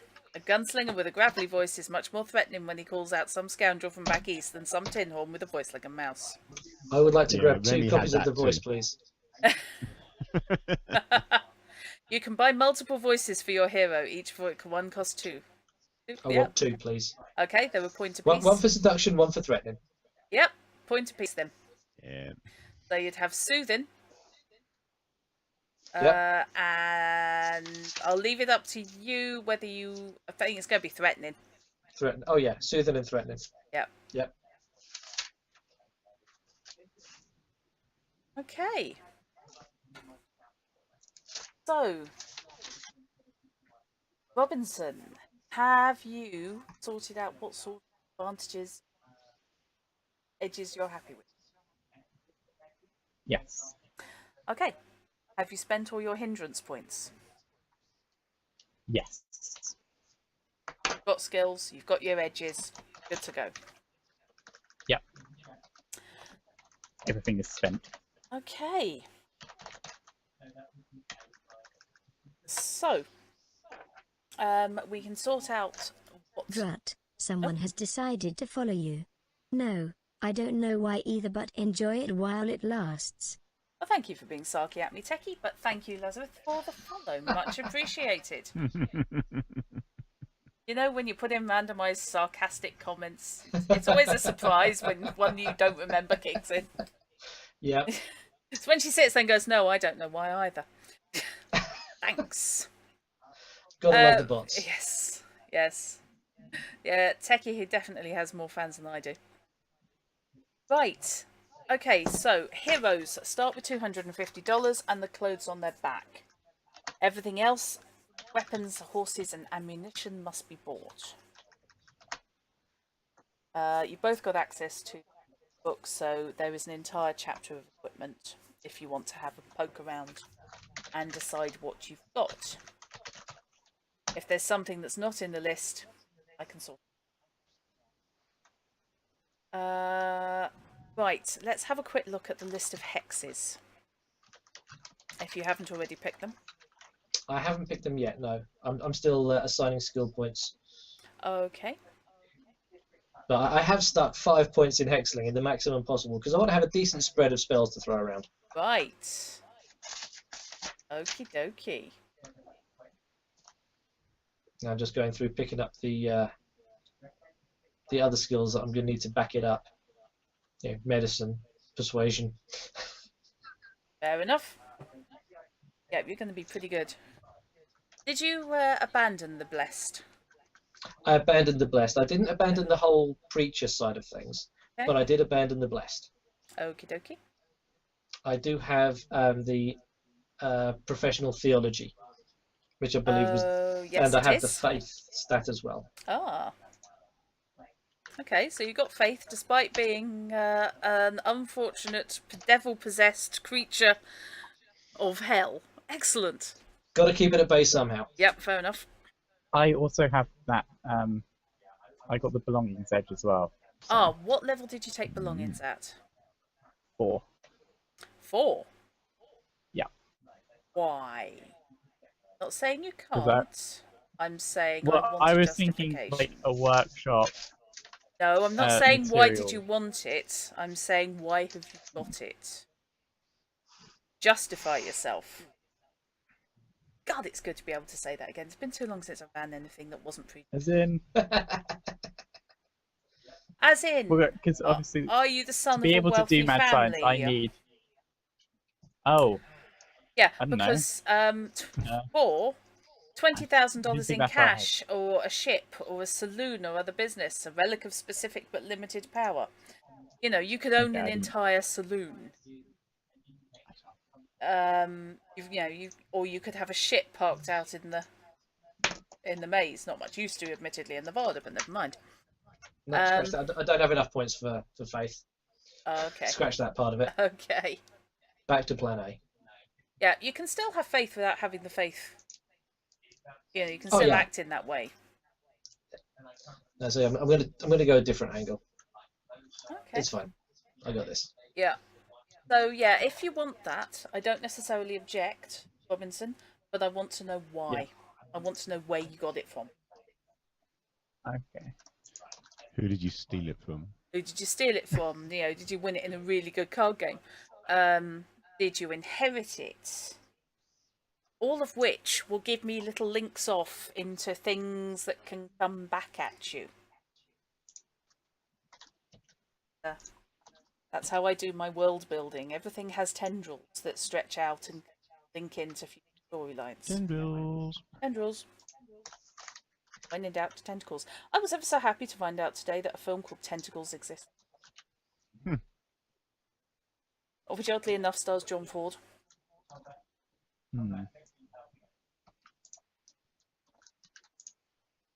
Oh, yes. Oh, thinking now. Yeah. I've got to think, otherwise I'm going to be able to. Then, how about being? Oh, I don't know how to word that. Talk around it and we'll see if we can nail it down. As in someone from overseas that's already made a name for themselves in the engineering fields and then come over to sort of go into the arcane side of things that isn't arcane because, you know, doubtful. I would suggest the Ferner hindrance. Yes, if you're from overseas, you'd be a Ferner. Yeah, Is which that- is a 3-point hindrance. Okay. But you can only take 10 points. Yeah, that's replacing something then. But Ferners are outsiders in the culture central to your adventure. Usually the outsiders are Mexicans, Indians, or Chinese folk who have a hard, difficult time adapting to the white man's language and way of life. I mean, I suppose if you're not too obviously a Ferner, you don't have to take the hindrance. Obviously, if we're talking about you fitted in well in the local environment when you turned up, and people don't immediately peg you as a foreigner. Yeah, it's not mandatory. You know, British it's makes suggested. the most sense because it's the heart of the Industrial Revolution. So, if That we're British, going you steampunk, suddenly you start in Daleked. London. Okay. I mean, a Britisher in Nevada on the frontier. Yeah, I think we're pretty much talking Ferner then. Okay. I think you're looking at trading one of your disadvantages for the Ferner. Dear God, especially if you take Big Mouth. I thought you ditched that one. That's been in and out a couple Yeah. of times. Ah. Which one? Yeah, I've got Big Mouth and Big Britches at the moment, so one of them would have Oh, to be God. switched out because I like Doubting Thomas. So he's either going to be You gotta pick one. he's either going to be British and talking very loudly and clearly because he's got big britches, or he's going to be British and informing everybody that, of course, everything was invented in England, you see, and how the Navy is absolutely fantastic by comparison. Well, we can't really call it one in yours. Yeah, because he's got Big Mouth. So, Yeah, one of those. so yeah, pick one because he's so going to get himself shot really, really quickly. I think I'll keep Big Mouth actually. Oh crap! Okay, so Ferner British, and yeah, Big Mouth. That's fine. And yes, Doubting Thomas. Oh God, this is. Oh, this is going to be interesting. I gotta think of a really British name for him now as well. Yeah, knock yourself out, mate. I can probably supply you with some lists of 19th century British, English specifically names. Well, because the one I had in mind, a historical figure that I started basing this on was Charles Babbage. Okay. He's the father of computing. Yes. But also remember Ada Lovelace.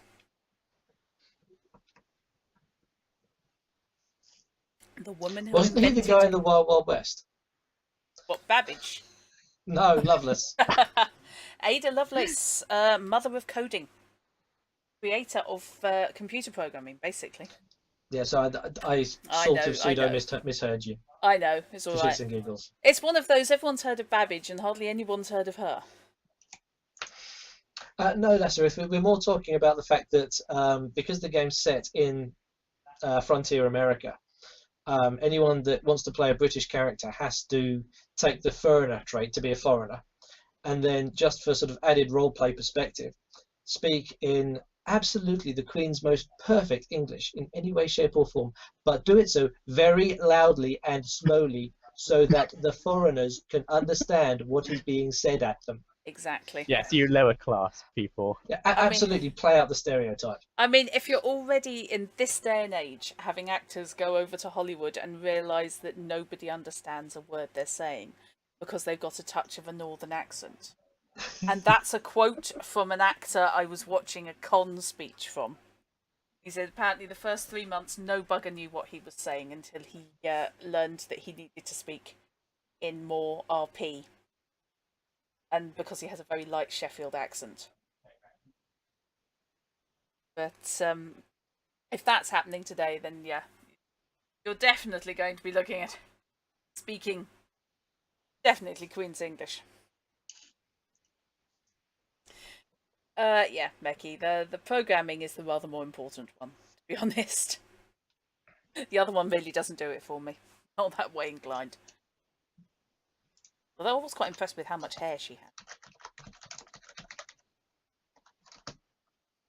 Right. The only reason I know of Babbage is because he's even featured in Grand Order. He pilots a steampunk mech. Okay. Charles Babbage and Ada Lovelace are worth reading up on if you have any interest in IT at all. They are basically the grandparents. And the husband and wife team, if I recall correctly.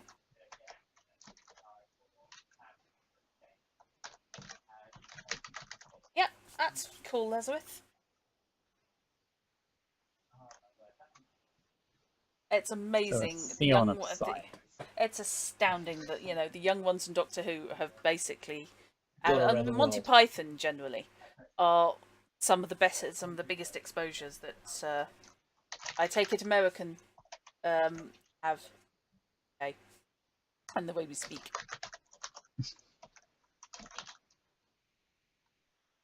Lord help you if your first exposure is something like Train Spotting. Or This Is England. Yeah. Or Shameless. Oh, yikes. Yeah. Rab C. Nesbit. Mm-hmm. If you really want to confuse people about the language. Yep. Pardon me. So. Cannot argue with Lazarus. I know, it's slightly scary when you realise that some stations abroad run it with subtitles. That's where they're English. Right, so Servant of Death. Yep, that's it. Yeah, I've changed mine from not having that one now that Fish has got it. I've gone with Hankering, Randy, and Pacifist. Hankering not Hankering Randy. Hankering Brandy by any chance, or whiskey? It's Frontier America, so it's going to be whiskey. Yeah. Okay, Hankering alcohol. Oops. And because I'm figuring that he probably died of liver failure and alcohol poisoning, I've gone for the 3.1. Yeah. The heavier one, because he's basically a alcoholic that's gone and killed himself. I think Becky's coming up with his own characters over there in my chat. A gigolo with a geezer. No, +3 on stories from back in the backseat days. Days. No, I didn't go with that. But I went with the 3-point pacifist. Not outright objecting to killing, just only if I really, really, really, really, really, really, really have to. Okay. I love the idea that basically you went on the bender, pegged it, didn't notice, and woke up. Yeah, basically. It just appeals to me. That must be one hangover. It was, yeah. You just thought you had a shitload of a hangover. Yes, you're fine until, you know, you have someone check your pulse, and it's going to be new. And I've got my hexes. Okay. I've gone with Helping Hands. Yep. Call of the Wild. Lazarus, there are worse ways to live. Okay. Phantom Fingers. Soul Blast, because you've got to have something offensive in your pocket. Yep. And Trinket. Ah, okay. Fair enough. Just have a quick check on Book of the Dead. I do own. Book of the Dead? Yeah.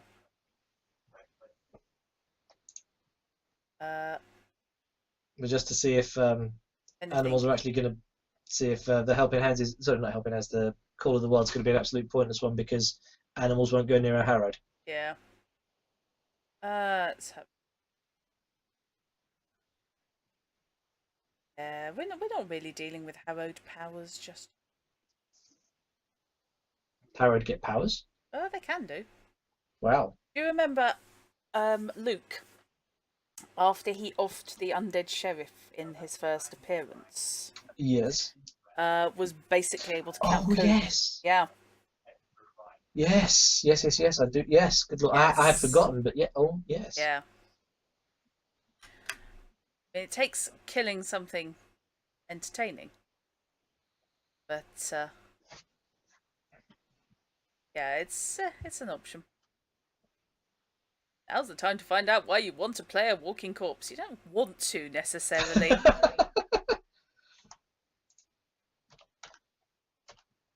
Harrowed can ignore bleeding and wind caused by physical damage, drowning, or other indirect damage to their organs.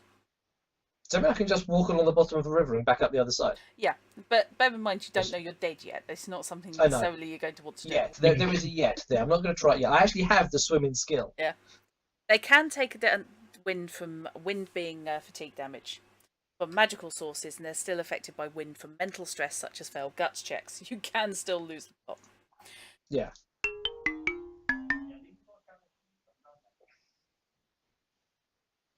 As if by magic a fishy appeared. Aha, yes. What a great box. Yeah. I think I spelled And Luke now- with a C. I think I spelt it the French way. I think it was L-U-C. O'Riordan. Yeah. Yep. Lucky Duke. What's that then, Ted? Yep. It's the only way I can get an Irish accent for any kind of length of time at all. Killing an undead forever means destroying the head. So, Silver yes, bullets are good for that. silver bullets, but we are talking headshot. That was Remy's speciality. Yes. The undead feel pain, but not the way mortals do. It's more like ringing an alarm clock than crippling agony. For this reason, they can ignore 2 levels of wound modifiers in each area they're wounded. Also, they can totally ignore stun, unless the source is magical. Then they've got to make stun checks like anyone else. I will give you, basically, I'll give you access to this page. The page is for the basic setup for how Harrow doth work. Thank you. The parasites we call the Manitous keep the harrowed flesh fresh. It's not something to say 3 times fast. The undead don't rot, but their skin looks pale and sunken. You're an alcoholic bartender. The odds are you probably look much like you did in life. I've also got the Purdy advantage though, so I'm not looking that bad. No. Heroin chic. Yeah, it is. You basically look like a boy band member. Animals will always know the difference. Various animal handling skill rolls, horse riding, animal wrangling, and teamster are made at -2. Animals do not like you. Right, so probably not a lot of point in going with Call of the Wild then. Oh dearie me. Besides keeping the harrowed skin soft and smooth, relative to the average cadaver of course, the Manitous also rebuild their host flesh from damage as long as they have some other meat to replace the undead flesh. See food below. You don't get to heal naturally. You get to roll to heal from damage once a day, which is faster than people do. This can come in really handy after facing down some hombre that wants to put the undead character back into the grave. If you don't get food, you don't get to heal. Ew. Sorry. Looking at the dead man's hand power. If the harrowed was somehow decapitated, the head would still work fine, but its control over the rest of the body would cease. Someone would have to sew the head back onto the body and feed the head some meat so that it could heal the head back to the body permanently. Feel free to blur. If the harrowed digestive tract is destroyed, that's okay. You've just got to put some meat in your innards by hand and your body absorbs it. Are you grossed out yet? Hey, it doesn't say it couldn't be cooked. There's no real need for you to be telling him all this. He doesn't know he's dead. This is true. Yep. This is all stuff he has to learn. Yeah. Absolutely. Yep. Oh, God. Oh, no. Oh, What's yeah. Mickey said now? No, it's alright. It's well, I mean, his is gross anyway, yeah. No, It's not human, it's long pig. It's fine, we can deal with that. It's the cowpoke that was missing an arm before he embarked for the great trail ride in the sky is still looking for it when he scratches his way out of the dirt. Another slice, anyone? Oh! Get out of it. Right. There's one last So kind of wound most people can't heal, which is their last one. Now, in your case, that was internals. Yep. All undead gain a point of grit when they emerge harrowed. Will have +1 grit. Awesome. Brought out.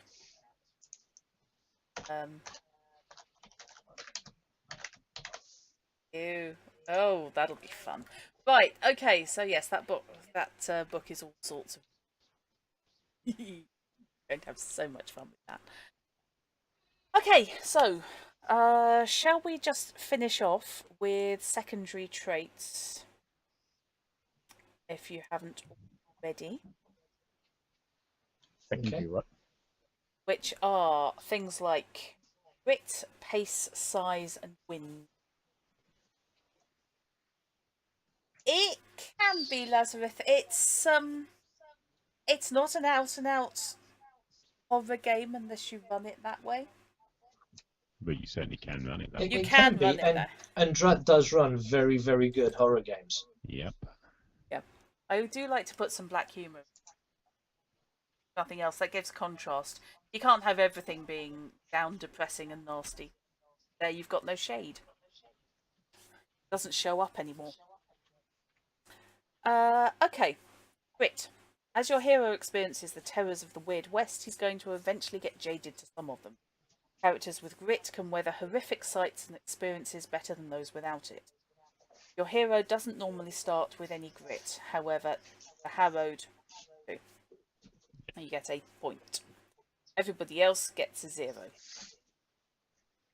As you defeat beckoners, monsters, unpleasantness. I probably should have bought some grit.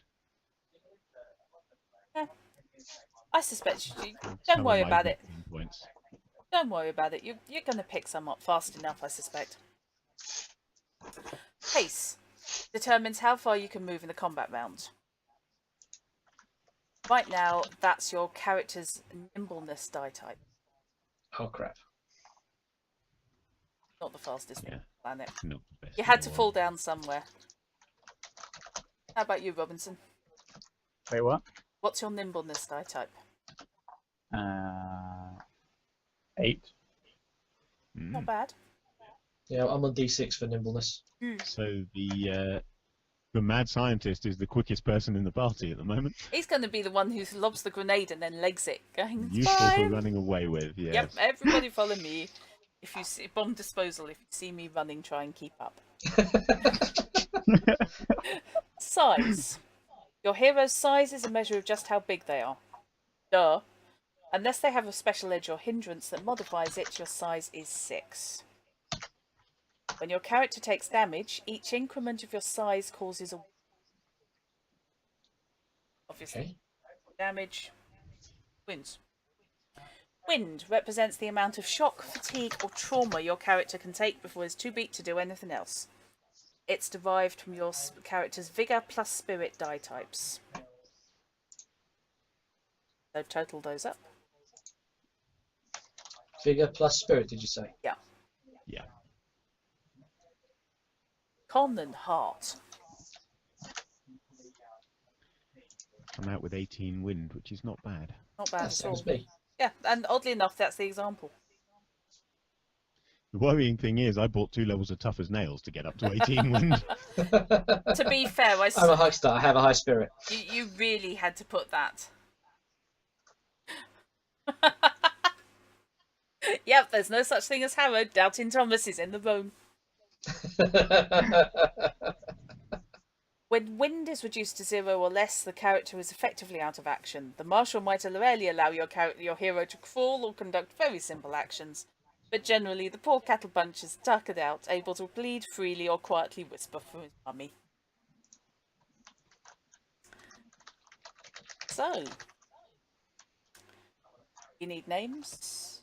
Otherwise, you guys are pretty much done. Names is often the hardest part. Yeah. Yeah, I didn't have too much trouble with mine because Started with the name and you worked from there. just Judge Dredd came into it so early in the character concept that Joseph Rico came out without any trouble at all. Yeah. So, what is your cultural background? American? Right, obviously. Local to the area. Local to the area? Fair enough then. Possibly next town over if next town is what you're looking for. Okay, so he's a small town guy. Move to the next small town, Boomtown. Okie dokie. I find baby names quite handy. You can quite often dig up records of baby names, USA, 19th century. See what that comes up with. Early 19th century Americans revered the classics with names from mythology or ancient history widely popular. Suggestions are Cyrus, Erasmus, Homer, Horace, Leonidas, and Newton for boys. For girls, Hephaestus. Hephaestus, yeah. No, I think that would. Unfortunately, if you call more somebody Mark's Hephaestus, then yeah, basically Mark will just be really pissed off the entire time that you've got a cooler name than him. I've gone for a very generic, normal name this time. What is it? James E. Wardenclyffe. James E. Wardenclyffe. I keep wanting to say Warden Sons. Did one of his cousins go into real estate? Warden Partners. Yes, Warden Partners. Okay. Oh my god, you can find all sorts of things. Abbott. Abimelech. What? Used occasionally in the 19th century, Abimelech is a somewhat popular baby name. Adolf. Good grief. Iolus, Albert, Aldous, Alfred, Alger, all Alistair. The Mad Mage, but only if he was from Yorkshire. That's Alistair, that is. Not Alistair. Okay, I have a name. Okay. Aloysius Blake. Yeah, that's absolutely fine. That'll do. That'll do nicely. Ali for short. Fairy cake. Yep, there's Ali the bartender. So, No, he's Blake. yeah. So if I'm Blake, then we need a few more people. Yeah, it's only 3 of us at the moment. We need Yep. another 4-ish. Well, technically Blake counts as 2. If you want to get picky. I do love the idea that the huckster's the harrowed. That really appeals to me. It did last time round as well. Yeah. Is Blake's Manitou called Zen? Wasn't. More Probably likely. is now. Confirmed. I feel like there's more some sort likely of bias the there. Manitou's called Avon. Of God. Yeah, that could be right. No, that would be if you had no dominion. Yeah, true. I see that. Just on the when things go tits up. Which they will. I'm a which huckster. they They're do. going to They're go going tits to go up. tits up. Bear in mind also that use the cards, use real decks of cards because you are summoning card hands from air. Yes. Hucksters tend to use real cards to conceal this fact. Let's have a quick look. When things go... A hellish game of wits. The game the huckster plays with a Manitou is entirely cerebral, but humans perform much better at such things by visualizing an actual game. You're basically playing cards with a demon that you create into your body. I can only imagine. That's on top of the one that's already there. Yeah, I can only Dancing with the imagine Devil. that this must just get, complicated. Really weird for me to watch. This is why hucksters, I think, tend to be gamblers. Yeah. I'm just happy that I've got now the list of poker hands. Single most useful page of the Deadlands rulebook is the poker hands. Yeah, it is a bit. It's used so often. Right, okay, I think that we have pretty much covered all this.